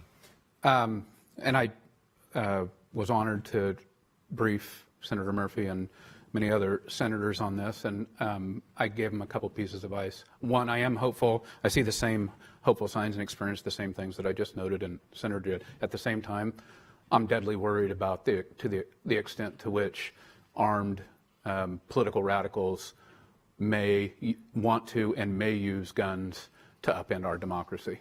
I'm very worried about that. And I think what we have to do is stop thinking that we can solve this in one fell swoop. That's why I'm, such a big fan of what the senator did. We got into this through 30 years of bad decisions that made things marginally worse each time we made those decisions. We're not going to fix it with one, or in fact, we may never fix it. This is, again, a democracy that will live in the gray space. What we can do is start making decisions that make things marginally better. And we did that. Senator Murphy did that. There's lots more decisions that we can make, and we have to reestablish these norms of responsibility in and around gun ownership. It's an immense, unbelievably powerful freedom. It cannot exist in a democracy like ours if it's not balanced with commensurate responsibility. So we either have to do that through norms or legislation has to do it for us. So I'm very heartened by these small steps we're taking. Senator, is there anything you feel like you could strategically do differently based on what you've seen, what's worked, what hasn't worked in some of these previous bills, like how different approaches you might take? Well, I think there's a real opportunity in the radicalization of the gun lobby, right? So you have a lot of gun owners out there who, have stopped paying their dues to the NRA, that feel like there's a level of regulation that is completely commensurate with the maintenance of their rights. I think we've got to do a better job of reaching out to them. Sometimes we just make an assumption as progressives, right, that gun owners are going to be lined up on the other side of our politics. That's not true, and we shouldn't continue to make that assumption. And then I'm not sure how much it will matter, but I do think we have to pierce this mythology that everything we're doing is a slippery slope to confiscation. So I'm somebody that believes the Second Amendment does protect the right of private gun ownership. I'm not sure that everybody in my party agrees. Some think it's just about militias, but I think it'd be wise for our movement to concede that we believe in sort of the basic definitions of Heller, that everybody's got a right to own a gun for protection or to, hunt or shoot for sport. But we think that there's plenty of space for government to regulate that right to protect the safety of human beings. I think that's what our founders believed. But if we were a little bit more clear about what we believe we can do and what we can't do, perhaps we could sort of pierce the strength of this argument that the right makes that, hey, you're just seeing a snippet of their agenda. Really what they're trying to do is bring those black helicopters in and take all your guns away. Right. I'll put this to both of you. Is there anything that we are doing in a society that is sort of performatively maybe excessive as far as having kids go under desks and sort of doing a lot of this sort of armed shooter drills that our kids have now gone through? I mean, is there anything that sort of is over the top? Is there anything that sort of leads people to maybe a greater level of emotional sort of just sort of hysteria, basically, than is necessary? I mean, listen, similar to Ryan, I have 2 kids in public schools. I don't want them going to schools in places that feel and look like prisons. I actually think that's bad for their educational health. I also think it's important to be honest with families that while you're watching a lot of mass shootings in schools, you are still much more likely to die from a falling object than you are to die in a mass shooting. That doesn't make any of this less psychically cataclysmic when you see it, but it means that you maybe don't need to turn the entire country into a sort of armed camp. And then just to remember that all the data tells us more guns equal more violence. So putting more guns into schools, for instance, or putting more guns into office buildings or churches, no evidence that that actually leads to people being more safe. All evidence suggests that that ends up with people being less safe. Yeah. Right. Yeah. I think in some ways I agree with Senator Murphy, and in other ways I don't think we should normalize any of this stuff. I don't think we should look away from it. I don't think we should minimize the emotional response to how dangerous it is and how detestable it is to have our kids hiding under desks. It's, I don't want to live in that country. And so we have to find a balance. I don't want it to be emotionally overwrought. But, normalizing this idea, again, that people can march in the Michigan Capitol with loaded guns, or these sort of things that we seem to be kind of normalizing in America and looking away from, and just like, well, that's just the cost of. No, it's not. We don't have to say that's okay. So I would like to see us not look away and not normalize that stuff. Could I ask you a question about working in a large gun company? Did any of your coworkers feel ashamed for this, or was there any cognitive dissonance in the day-to-day of their life, given where the information is? So through my time in the industry, those who did, not just at my company, but they generally kind of, 2 things happened. They sort of quietly went away, left the industry, did whatever, or you became true believers. And there is this rationalization, much like we see on the political right now. I think Mark, you probably asked us many times, like, does this guy at the podium, does he really believe this crazy stuff? And over time, they do actually come to, like, truly believe it, because it's the only way you can exist, or you can be me and be troubled for 15 years and end up writing a book about it. But, many of these people have actually come to be true believers, and that's sad for me. I guess last question, Senator, have you seen anything similar in your workplace with some of your Republican colleagues? I mean, do they really believe this stuff? Well, it's funny. I give that same answer all the time, because when I'm back home or traveling the country, everybody's sort of first question, especially in the last 6 years, has been, well, what do Republicans tell you when the lights and the cameras are off? And I give the same answer. I say, listen, there are a handful of them that think this is all bonkers and nuts and will tell you so. But most of them leave. The folks that are there now who have stuck it out since 2016, they are by and large bought in to the Trump agenda, to much of the gun lobby's agenda, and so you don't get a lot of folks who tell you one thing privately and then show up on the cable news shows and tell you something else. On guns, I think it'll be much more likely that people do the right thing simply because they know that they're putting their reelection at risk if they do the wrong thing. I don't know that you'll see a lot of moral conversions on this issue. It's just that the politics are changing, and when the politics change on an issue, all of a sudden, as democracy is supposed to happen in a democracy, legislators start to change their behavior. Senator Murphy, Ryan, thank you for being with us. It's a great conversation. Thank you, Mark. Bye, Ryan Brooks. Thanks for being here, guys. We'll go this way.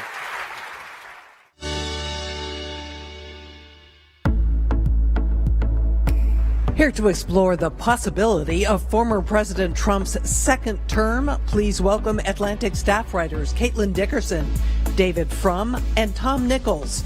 Here to lead the conversation is Adrienne LaFrance, The Atlantic's executive editor.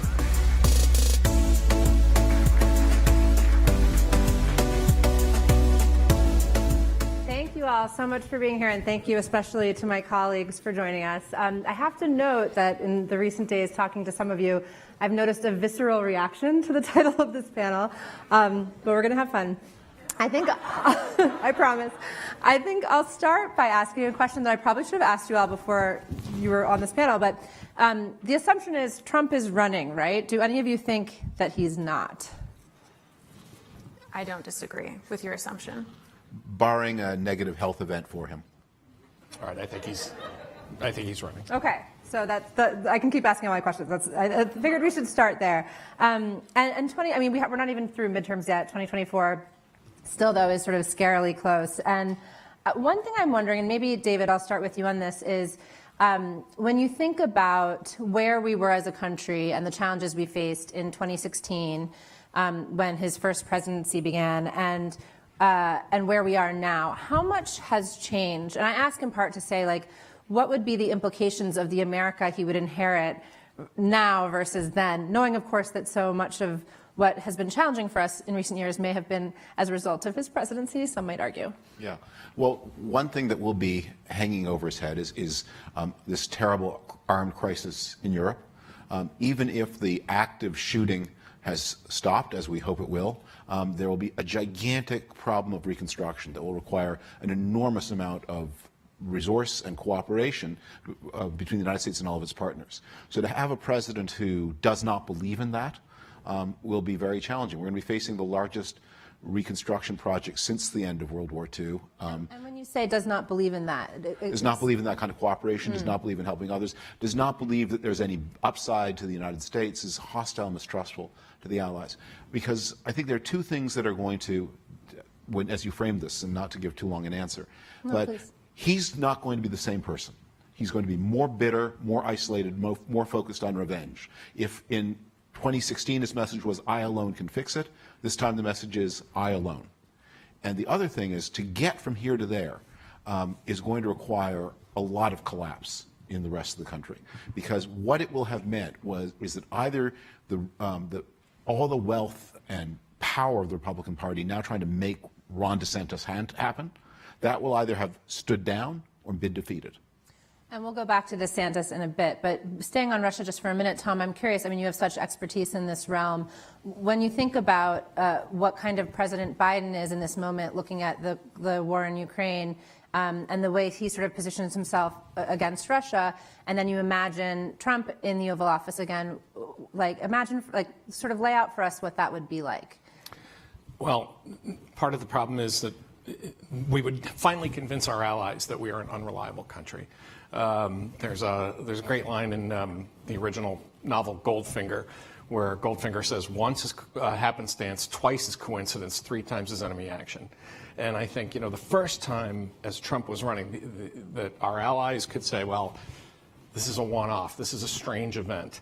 And then when it's over, the adults will be back in charge, things will even out. That didn't happen. So now we're in that second moment of, he hasn't gone away. This sentiment is still out there. I think in some sense, Putin was counting on that when he invaded Ukraine.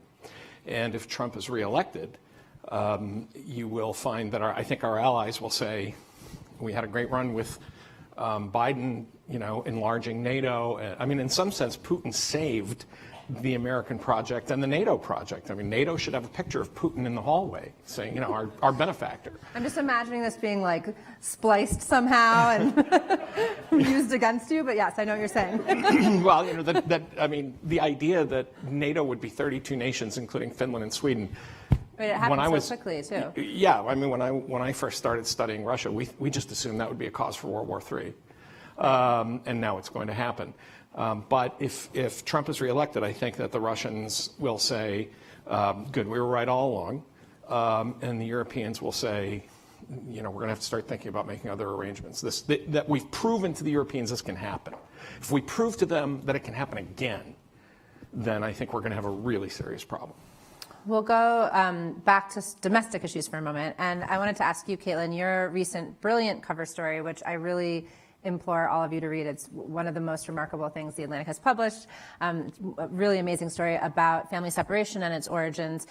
In that piece, you make the case that if Trump were to be reelected, that family separation would come back as policy. And you make this case very persuasively. Given the extent to which the Republican Party has now coalesced around Trumpism, is that true for any Republican president, do you think? Or is it really unique to Trump? I don't think that it's unique to Trump. I wouldn't say any Republican president would pursue family separations, but I could certainly see a Ron DeSantis pursuing family separations. And that's in part because one of the biggest takeaways from reporting that story was that, this wasn't an idea of Trump's and Stephen Miller's, his chief immigration advisors, and no one else. I mean, it took so many people to make this idea happen. It wasn't even an idea that first came about in the Trump administration. It's really an idea that came up through the immigration enforcement apparatus from people who'd been working in enforcement for decades, waiting for Congress to intervene. I don't want to get too off topic because I know we're focused on Trump here, but the point is there are still a lot of people who work in immigration who believe really strongly in this. And so I think what Trump, what DeSantis, and what a number of other, Republican hopefuls might think is, immigration is and their stance on this tough stance on immigration, this aggressive and even, deliberately harmful stance on immigration is rousing to a particular set of voters, clearly one that Ron DeSantis is trying to speak to now. And so, I think the threat of family separations and similar policies coming back is definitely not limited to Trump. There was a theory that I often heard and myself debated with other journalists during Trump's presidency, which was this question of whether incompetence could be a form of protection. Like maybe if you're really bad at being president, you might not mess up things too terribly. Caitlin, I'll stay with you from that. Given now what we've seen with his potentially first term, if he goes on to have a second one, do you think that incompetence is better than maliciousness, I guess, or I don't know if there's a line to be drawn there. It's hard to say which is worse. I did try to speak to that point specifically in the story, and I'll give credit to my editor, Scott Stossel, because that was his thought initially, was that, so often you hear that, how did I put it, that the incompetence, mitigated malevolence in the Trump administration, but actually when it came to family separation, it exacerbated the issue because incompetence allowed for, a very small number of people who felt really strongly to pull the wool over a lot of eyes and push forward an idea that, there was so much evidence before, during, and after was going to be disastrous, partisanship aside, and even really the morality of the question of whether to separate families or not aside, the logistics of it. So, I think both can be very destructive is the conclusion I came away with. Let's talk for a minute. Ron DeSantis has come up a couple times. David, do you see any Republican who could beat Trump in a primary, and if so, who? Don't take it from me, but everyone in the Republican Party can write a $100,000 check. Everyone at the Republican Party who programs Fox News, they all think Ron DeSantis can do it and should do it. So that's their bet. Do you think it's a smart bet? Well, it's a smart bet in the sense of what choice. The alternative is Trump. So they're making the best bet they can. There's a wonderful line in the movie Argo, the movie about rescuing the American hostages in Iran, where the CIA agent who's designed the plan brings it to the director, and the director says, "This is not a very good plan." And the agent says, "No, sir, it's not," and then says, "But it's the best bad plan we have." And I think that's sort of where they are. As you just said just now, I mean that DeSantis is trying to emulate some of the affect of Trump while reducing some of the content. But here's the we need to think not just about this as an open question, because there are external shaping events that are going to decide whether this is possible and where we are if it happens. And one thing to pick up on the important points you're making about the immigration system is, barring a really severe recession in the next little while, the great shaping fact of the 2020s across the developed world is going to be demographic crisis. 10,000 baby boomers turn 65 every day. I think a lot of people have the habit of thinking the baby boom is something that happened in the 1940s, but in terms of when were the absolute largest numbers of babies born, they're born between 1957 and 61. 57 turns 65 this year. And so on. And so across the developed world, you have this exodus of baby boomers out of the labor market, and that we're seeing for a lot of reasons that are much debated, and it doesn't matter what the reasons are, that the next generations are not as committed to the labor force as the baby boomers were. And so the things everyone sees, the chronic labor shortage problems, are going to send this message to the rest of the world. The U.S., the EU, the UK, they are hiring. They can't generate enough people. They are hiring, and people will take tremendous risks. And that is going to make immigration, both legal immigration, illegal immigration, asylum seeking, which is a different thing again, that's going to be a real flashpoint. It's going to be a flashpoint inside the Republican Party, because people who run businesses that need labor are going to have one point of view, and the Republican TV-watching retiree audience is going to have a different point of view. Right. Tom, I'm curious for your views on who in a primary election could beat Trump. Obviously, President Biden is the one person in a presidential election so far who's done it. Does it have to be him again? There's all sorts of other political complexity wrapped up in that, but can you imagine another Democrat coming forth and winning? Against Trump? Probably not. Biden, I think, hit a kind of sweet spot demographically, temperament, in terms of temperament, in terms of just kind of the working class backstory, and so I'm hard pressed to imagine who comes out of a Democratic primary. And that itself, I think, is an issue, because there may be stronger Democratic candidates out there, but the problem is that any kind of, assuming President Biden, wish him all the health in the world, or that if he just steps down or whatever it is, the primary process itself, I think, is just so destructive that whoever comes out of it will be beatable by Trump, unless Trump, Trump is his own worst enemy in that sense. But I just worry about a dust-up between Vice President Harris and, 2 or 3 other people. So I think Biden is still the strongest bet. I'll stay with you for a sec, Tom.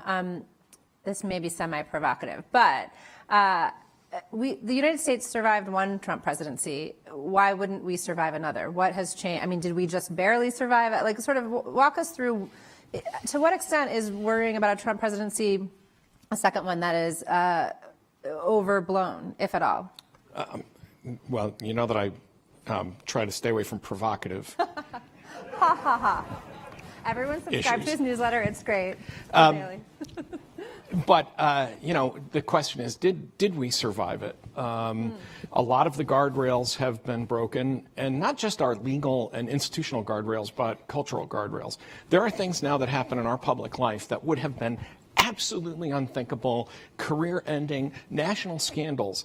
And, the fact is, after 5 years, we've just gotten used to it. Even the coarsening of public discourse, I've been thinking about that. That president, that Trump as a candidate and then President Trump in office said and did things that coarsened our life, and there's a kind of ratchet effect to that. that you can't just walk that back and say, and now we're going to start referring to our political opponents as human beings and decent people, and the kind of John McCain, a man with whom I have disagreements, and so on. What I really worry about with and I wrote about this for us at one point where I said, you won't get a collapse of American democracy.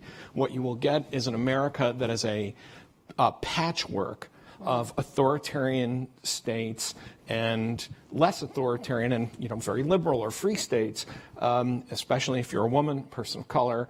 That the difference between driving from Boston to New York or driving from Charleston to Miami will be a very different experience. And I think that's the part where if we're talking about not surviving it, we don't survive it intact as an evenly distributed democracy where all the laws of the country apply all the time. Caitlin, as someone who has spent a long time focused deeply on his administration and how it works or didn't work, what's the thing that you think people most misunderstand about Trump, either as a man or as a president?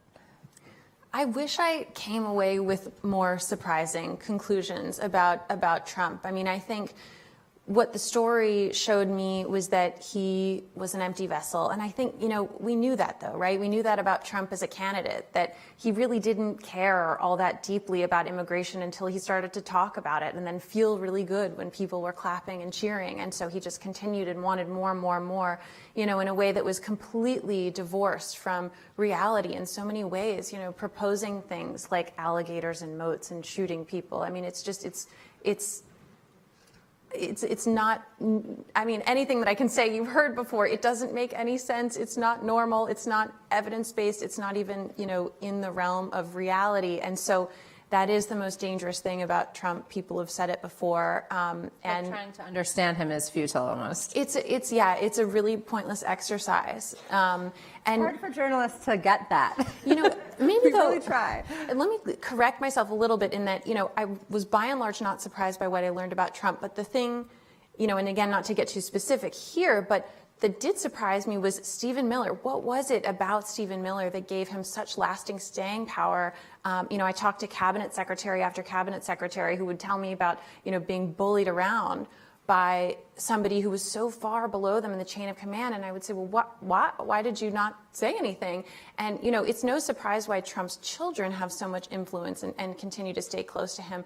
But Stephen Miller and his relationship with the president was really, really unique. And so, again, I know I'm focused specifically on immigration, but you can expect that, what Stephen Miller wants, Stephen Miller will get if Trump comes back because of that bond that I still don't quite, fully understand. I mean, what I was told is that the sort of feeling in the White House was that it was Miller's speech writing that won Trump the presidency. And so, Trump was scared the to ever America let that First, go. the inaugural speech, all that.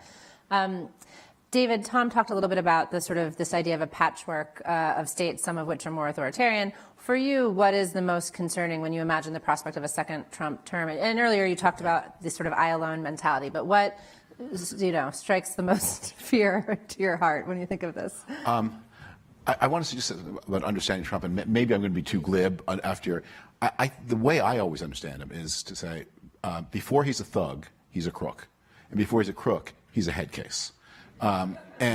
And just imagine those as like a decision rule. So yes, he wants to be a dictator, but he wants to steal more than he wants to be a dictator. But even more than he wants to steal, he's psychically needy. I mean, one of the things I took from the story about these allegedly falsified financial statements is that he also, at the same time, told his financial advisors he wanted to see his net worth rise every year. And you think, well, that's not a good. That's actually, if you're planning a crooked scheme, you want to make the numbers go up in a wiggly pattern. That looks more innocent than if they go in the same pattern.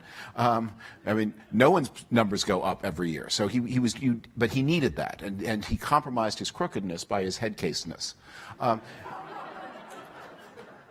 When I think about the second term and what I worry about, I think there are things that are happening. As I say, I'm worried about the things that are driving us to the possibility of a second term. And let me tell you about something that I really worry about a lot. And it's not just personal to Donald Trump. It's something it's going to be. It could be very imminently a problem. So beginning in the Tea Party years, there were government shutdowns all the time, and there was grandstanding about the debt ceiling all the time. Senator Barack Obama voted against raising the debt ceiling in a kind of showy and, pointless and destructive way. But when you had these grandstanding events, everyone always understood there had been a vote count, and there was no actual possibility that this thing was going to be real because it was a performance. And Obama took the stance he did because he was actually up for something and he was trying to make a point. Beginning in 2011, what had been a game played with paper mache weapons became a game played with real weapons. And although the senators and members of the House were as determined as before not actually to drive the United States into a world-shattering financial crisis, they were playing the game much more roughly. And I worry that a lot of those inhibitions against the way the game has been played are going to tumble someday into a miscalculation. And you've been seeing that there have been, back at the immigration front, that there have been members of the House Freedom Caucus who have been saying they want to try to spark a shutdown crisis if the Republicans get a majority in the House. They want to spark one of these things. And that habit is just back. And one day someone's not going to quite calculate it right. And I don't think people understand just how the United States government, the largest economic actor on the planet, if it decides to stop meeting its obligations, it's just what a shattering wreck that. And that's not Trump, but that's the system contemptuous attitudes that make a Trump possible. This is a perfect segue to what I'm afraid has to be our last question, and I'll go to you, Tom, which is one of the big lessons, I think, for our country after 2020 was that even Trump's defeat did not defeat Trumpism. It's, if anything, more influential in many ways. And so I guess my question is, if he were to lose again, would that do the trick, or are we dealing with something much deeper and more ingrained? Well, there's a couple of things. First, he's preparing the country for violence. I just don't think there's any, especially these last few rallies. I mean, he's basically saying, give me what I want, stop investigating me, get out of my way, or I will instigate violence. The other problem, when he ran the first time, I was talking to somebody who knew Mattis, James Mattis, and I said, you guys served together. Is he going to be the kind of person who's going to say no? Will he be a safety? He said, yeah, I don't know, I think so. We're not going to have those conversations anymore, because what's happened and what's clear even now that Trump is gone is that as any kind of functional institution, the Republican Party has completely collapsed. Right. So this notion of the grown-ups in the room is well, and more than that, think about, and one thing we haven't talked about, and just to be as dystopian and depressing as possible at the end of an afternoon, sorry, but think about the kind of staff and appointees that are going to follow into a second Trump administration. If the Senate is in Republican hands, there will no longer be even the pretense of trying to bring in people who have any interest in or professionalism. I mean, it'll be the political equivalent of the Star Wars bar at that point. Where it's just going to be kind of as outrageous as possible, because he will bring in all the people that he was told the first time you can't bring that person into government. And if the Republicans come with him in 2024 and he has a Senate that will approve those appointments, then we really are facing a kind of collapse of institutions in the sense that they genuinely won't, kind of the thing David's talking about with debt ceilings and budgets, that these institutions just start to cease to function after a while. Well, I hate to leave it on such a dark note, but this has been a fascinating conversation, my brilliant colleagues, and thank you so much to all of you. Thank you.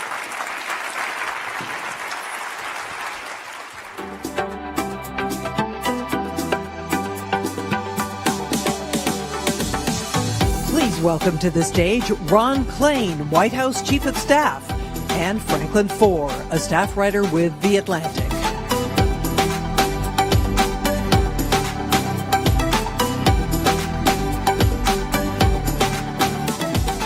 Hi, Ron. Hi, Frank. How are you? Good. Honored to have, I just learned, David Frum's law school classmate here. Yes, David and I were in law school together, first year, small section. And how was he as a student? We don't need to go there. Yeah. That's not how I'm going to waste my time with the White House Chief of Staff. Today is the first day of fall, I think, and you described the summer as a season of substance. Yeah. Which is a title I think I'm going to appropriate for my next anthology of poetry. Okay. Not sure. It's Yeah. like There was more prose than poetry, but sure, yeah. So I just want to look back at kind of the pieces of legislation that have just passed, and to get your sense of how they add up. Because sometimes in kind of the messiness of the legislative process and the fact that it's been so uncertain kind of what would go through and what wouldn't, it's hard to remember if there was actually a theory behind like the pieces of legislation or if there's a vision behind it all. Well, there was. And look, I think that, first of all, I think when you talk about the Biden agenda, of course, a lot of it's built on the Obama-Biden agenda. We were able to expand health care coverage to a record number of people because we had the Affordable Care Act to build on. We were able to pass sweeping climate change legislation because we had the Paris Agreement that President Obama had worked on. So, we built on a foundation, but I think we took that foundation in two new directions. The first is we face different problems than we faced in the Obama administration. 12 years is a long time. The country's changed. The world's changed. And so we inherited a whole different problem set. And what did that lead to? I think that led to two things. One, a determination to go big to meet the moment. We inherited one of the worst economic situations since the Great Depression, the worst public health crisis since Woodrow Wilson was president. And so we had to impose some very large solutions to deal with those very large problems. The climate crisis has gotten so much worse than 12 years ago. We're getting closer and closer to critical endpoints here. And so, again, larger solutions, more aggressive solutions. I think that's the first difference and the first big design element. The second is we really put manufacturing and making it here in America at the centerpiece. And why? Well, I think partly that reflects watching the past 2 years and seeing the difficulties with supply chains during the pandemics and how hard it was to bring things to this country, the inflation impacts, so on and so forth. It also reflected a desire to really just make things here in America, to bring back manufacturing as a critical component of the economy. So when you look at the CHIPS Act, which passed this summer, you look at the infrastructure bill that passed last year, and the Inflation Reduction Act, again, last month, we're talking about legislation that's really stimulating a revolution in American manufacturing and making things here in this country. Because it's interesting because most Democratic administrations kind of get judged on how they've expanded the social safety net. And it seems like you've been able to get Congress to pass trillions of dollars in, some of that goes to expanding the social safety net for sure, but a lot of it goes to kind of a different theory of how the state can be used to create change or to build the economic. Well, look, I think we had to address the problems that we found. Right. And the biggest problems that we found were a country with a pandemic that was killing, literally thousands of people a day, hundreds of thousands of cases a day when we arrived. And so we had to ramp up the response to that. And then the economic consequences of that. It's easy to forget that when Joe Biden came to office, we'd turn on the TV at night, people were in line in football stadiums waiting for a box of food. The unemployment rate was nearly 10%. We had 20 million people out of work, and businesses closed and schools closed. So we needed an economic response that addressed that. But the president also ran on a promise to build back better and to see that at the other end of getting over this immediate crisis, we'd build the kind of economy that he likes to say from the bottom up and the middle out, that would really create good jobs and an economic future for everyone in this country, whether they went to college or not, the kinds of jobs that people could raise a family on, and that would recenter American economic strength, not just in financial markets, not just as kind of a global trader of goods, but as a country that makes the critical elements of production. And I think, last thing I want to say on this, that is critical to the clean energy transition. I think if we're going to say we're going to make this country and we're going to increase our reliance on solar power, our reliance on wind power, our reliance on electric vehicles, electric vehicle charging stations, making those things in this country so we have a reliable supply.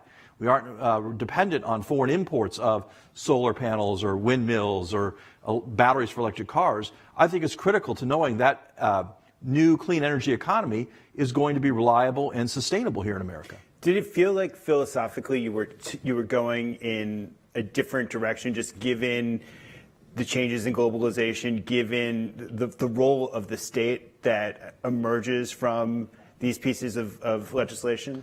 Look, I think what we did is consistent with the philosophy that President Biden has had for his 40 years in public life, which is a fundamental belief that if you give people a chance, you create the kind of economy where hardworking people can get jobs, can raise a family, can get ahead. That's the kind of country we want. This was not some fundamental realignment of relationships between the government and the private sector. This was just putting in place the kinds of tools and opportunities that makes this country work for everyone.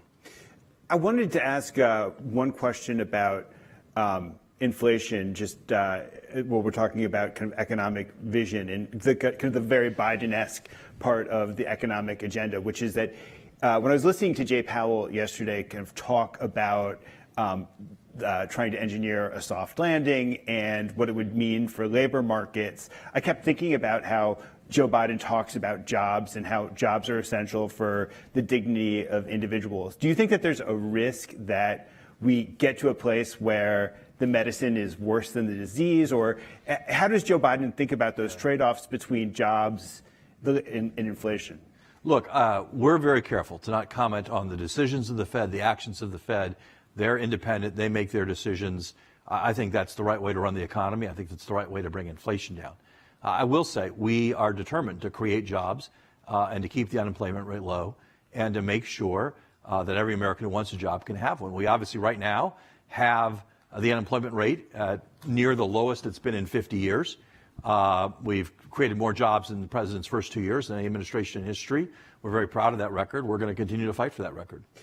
I wanted to talk a little bit about the pandemic. One thing that's striking to me is I think you're maybe the only person I know in Washington who hasn't contracted COVID in the course of the pandemic. And first of all, how did you do that?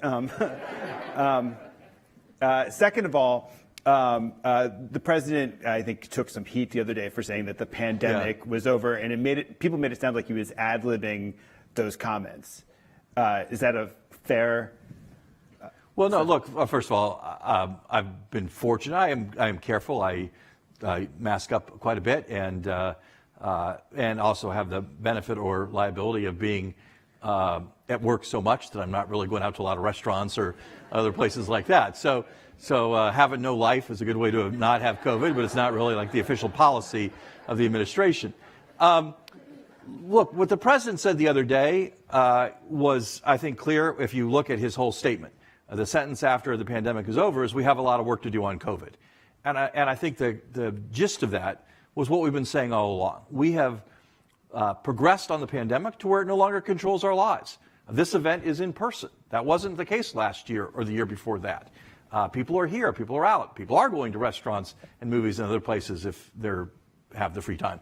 And so we are living in a very different country than we were. And to that extent, the kinds of what the pandemic meant to us in 2020 is over and is behind us. Now, why is that?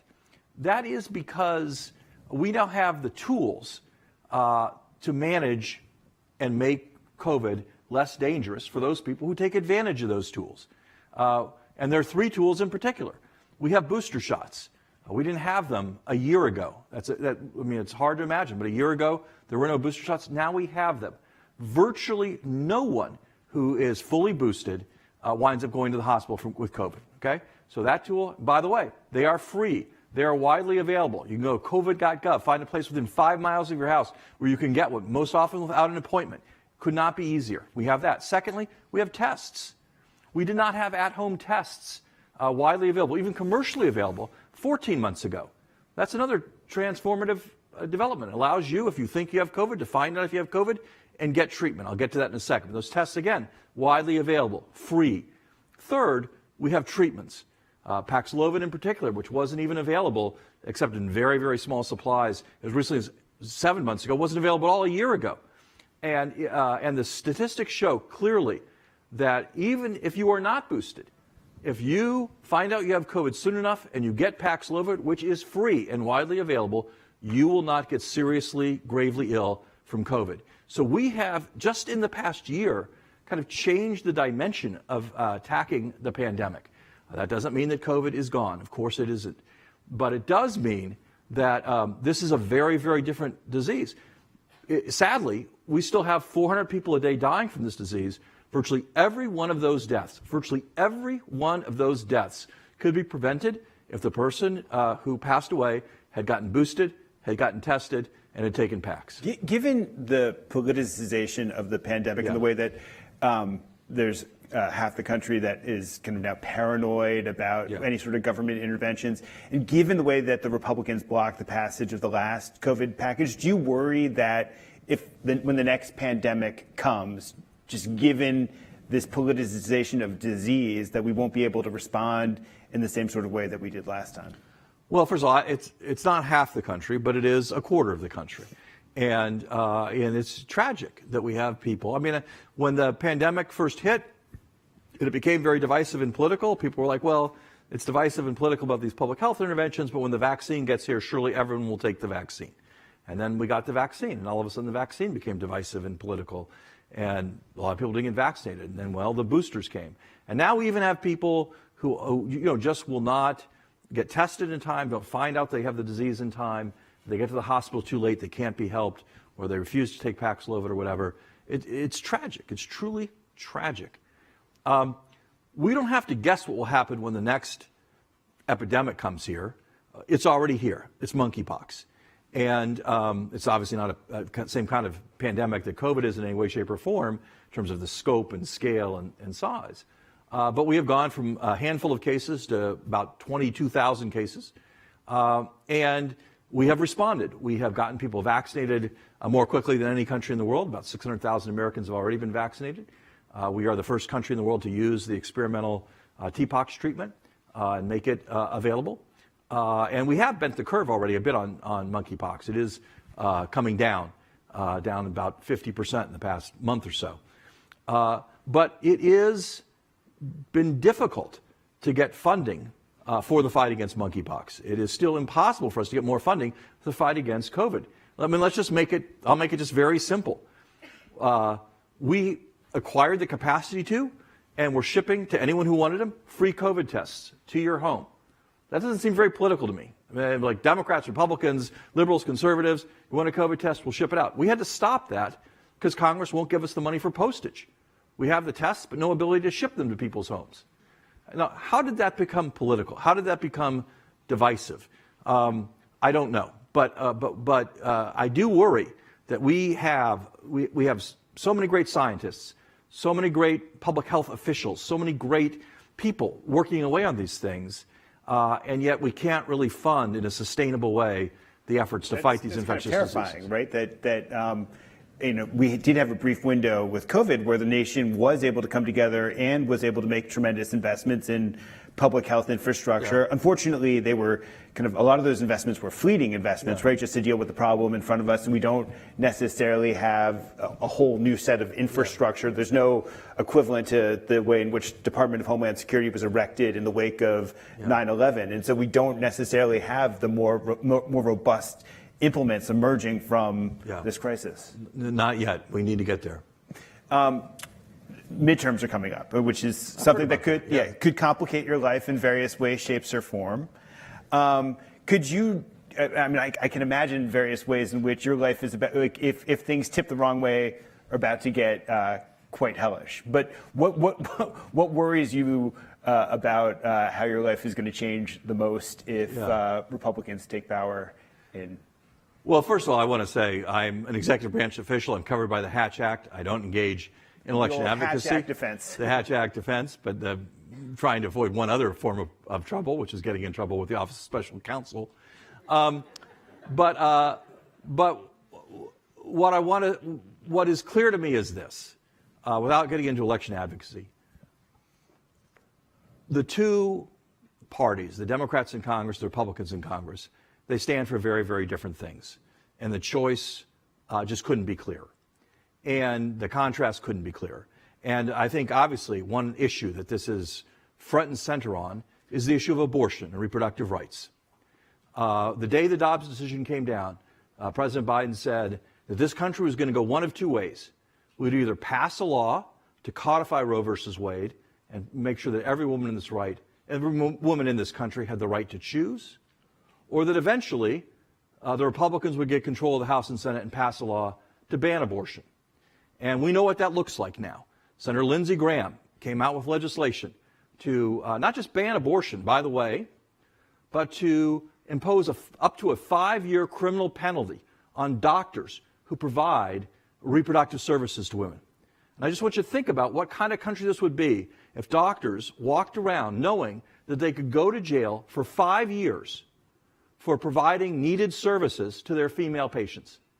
Who will go into that profession? Who will provide those kinds of services? Who's willing to risk a prison term? I mean, there surely will be some brave doctors, I don't doubt that, but we will see an exodus from the medical profession. We will see people just totally changing their practices if they know they are at risk of a 5-year prison sentence. And what Senator Graham has said is that if the Republicans win the midterm elections, he will put that bill on the floor and they will fight for that bill. And we will see doctors at risk of those kinds of prison sentences. So I think I don't worry so much about me or us at the White House or whatever. I worry about the sharp divide we have now in this country between Democrats and Congress and the agenda they are pushing and the kind of extreme agenda we see Republicans pushing on these issues, like abortion, like putting Social Security and Medicare on the chopping block every 5 years. You know, I could go on and on. But this is a very wide difference that we have in our country right now. Could the politics of Ukraine shift? Could the politics of Ukraine shift? Look, I think so far there's if Republicans are in... I mean, I want to be clear. I'm not going to engage in election advocacy, but I do believe that Democrats will hold the House. I do believe that Democrats will hold the Senate. So this will not come to pass. But I will say on Ukraine, we have been lucky, fortunate to have bipartisan support for the things we've done on Ukraine, and strong bipartisan support. It's an issue that has not been divisive, and I hope that will continue next year under, once again, a Democratic Senate and Democratic House. I want to just take the last bit of time I have with you to reflect kind of big picture about the president himself. I mean, you've known him for a very long time. How has he changed since he was vice president? And have you seen him? I mean, I know, he's been around for a long time. He's almost treated like he's a piece of kind of the furniture, and so we don't necessarily think about him. He is definitely not treated like a piece of the furniture. Okay? Good to know. But how has he changed, and has he changed at all since he's become president? Well, I first went to work for Joe Biden 36 years ago. And the person that I went to work for 36 years ago is the same person who's president today. He has the same core values, the same core beliefs, fighting for the same things. But I obviously think there are responsibilities that you have as president that you have in no other job in our government, not even as vice president. He is the final decider on whether or not we're going to send our troops in harm's way. He is the final decider on what legislation we're going to push forward or not. And particularly the period right around the start of the Ukraine war, where he went out publicly and said, hey, Vladimir Putin is going to invade Ukraine at a time when most of our allies did not believe that would happen. And he really put himself out there, and his credibility and his reputation and his international leadership out there. Those are the kinds of decisions and responsibilities he has to have as president that you don't even have as vice president. And I think, that definitely is something he carries around. It's definitely something that weighs on him every day. But what I would say, what I've said before about him is, he is a man who's gone through great tragedy in his life, as everyone knows, in his personal life. And what I know is when I walk into the Oval Office every morning, there is nothing I can say to him that's worse than things that have already been said to him already. There's no news I can give him that is sadder than news he has already gotten in his life. And I think that gives him an equanimity and a poise and a balance in the job that serves him very well as president. When he talked in that 60 Minutes interview about 2024, which his answer was left a little bit of a hedge in it, what would stop him from running for re-election again? Well, as he said, he intends to run, and that's kind of the formulation he has to give to not like trigger federal election law and require us to file a bunch of forms and whatever. That is definitely his intention. Obviously, something could happen. As he said, he's a believer in fate. You know, he's seen all kinds of things in his life, so he's not going to say where he'll be in December today. He respects the fact that a lot of things can happen. But it is his intention to run, and I believe he will run. Thank you so much. Thank you, Frank. Appreciate it. Okay, appreciate it. Thanks. Thank you.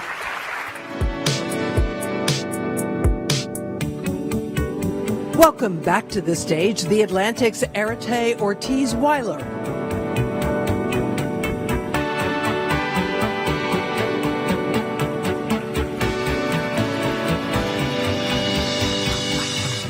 Well, that brings us to the close of the second day of the Atlantic Festival's Ideas Stage. Thank you again to all of our speakers for being part of such important and relevant conversations. If you enjoyed what you saw and want more of The Atlantic, you can become a subscriber. Please visit theatlantic.com for more information about how to do that. If you're a subscriber already, thank you, and thank you for being here. We're wrapping things on the Ideas Stage, but the festival action doesn't stop. Stay with me for a moment for a quick download of what more is in store. At 5:30, those of you who are over 21 are invited to join us at the pier for happy hour. And at 8 p.m., we're proud to be partnering with Intelligence Squared US for an evening of debate over the widely contested topic of whether the classics in the Western canon are overrated. Also, FLS Plus, the minds behind the Broadway hit Freestyle Love Supreme, are bringing their improvisational genius to the pier to open and close the debate. Tomorrow, our final Ideas Stage kicks off at 2:30 p.m. You can check out the rest of the festival schedule online or through the Hopin app. Thanks again for joining us, and I hope to see all of you on the pier tonight.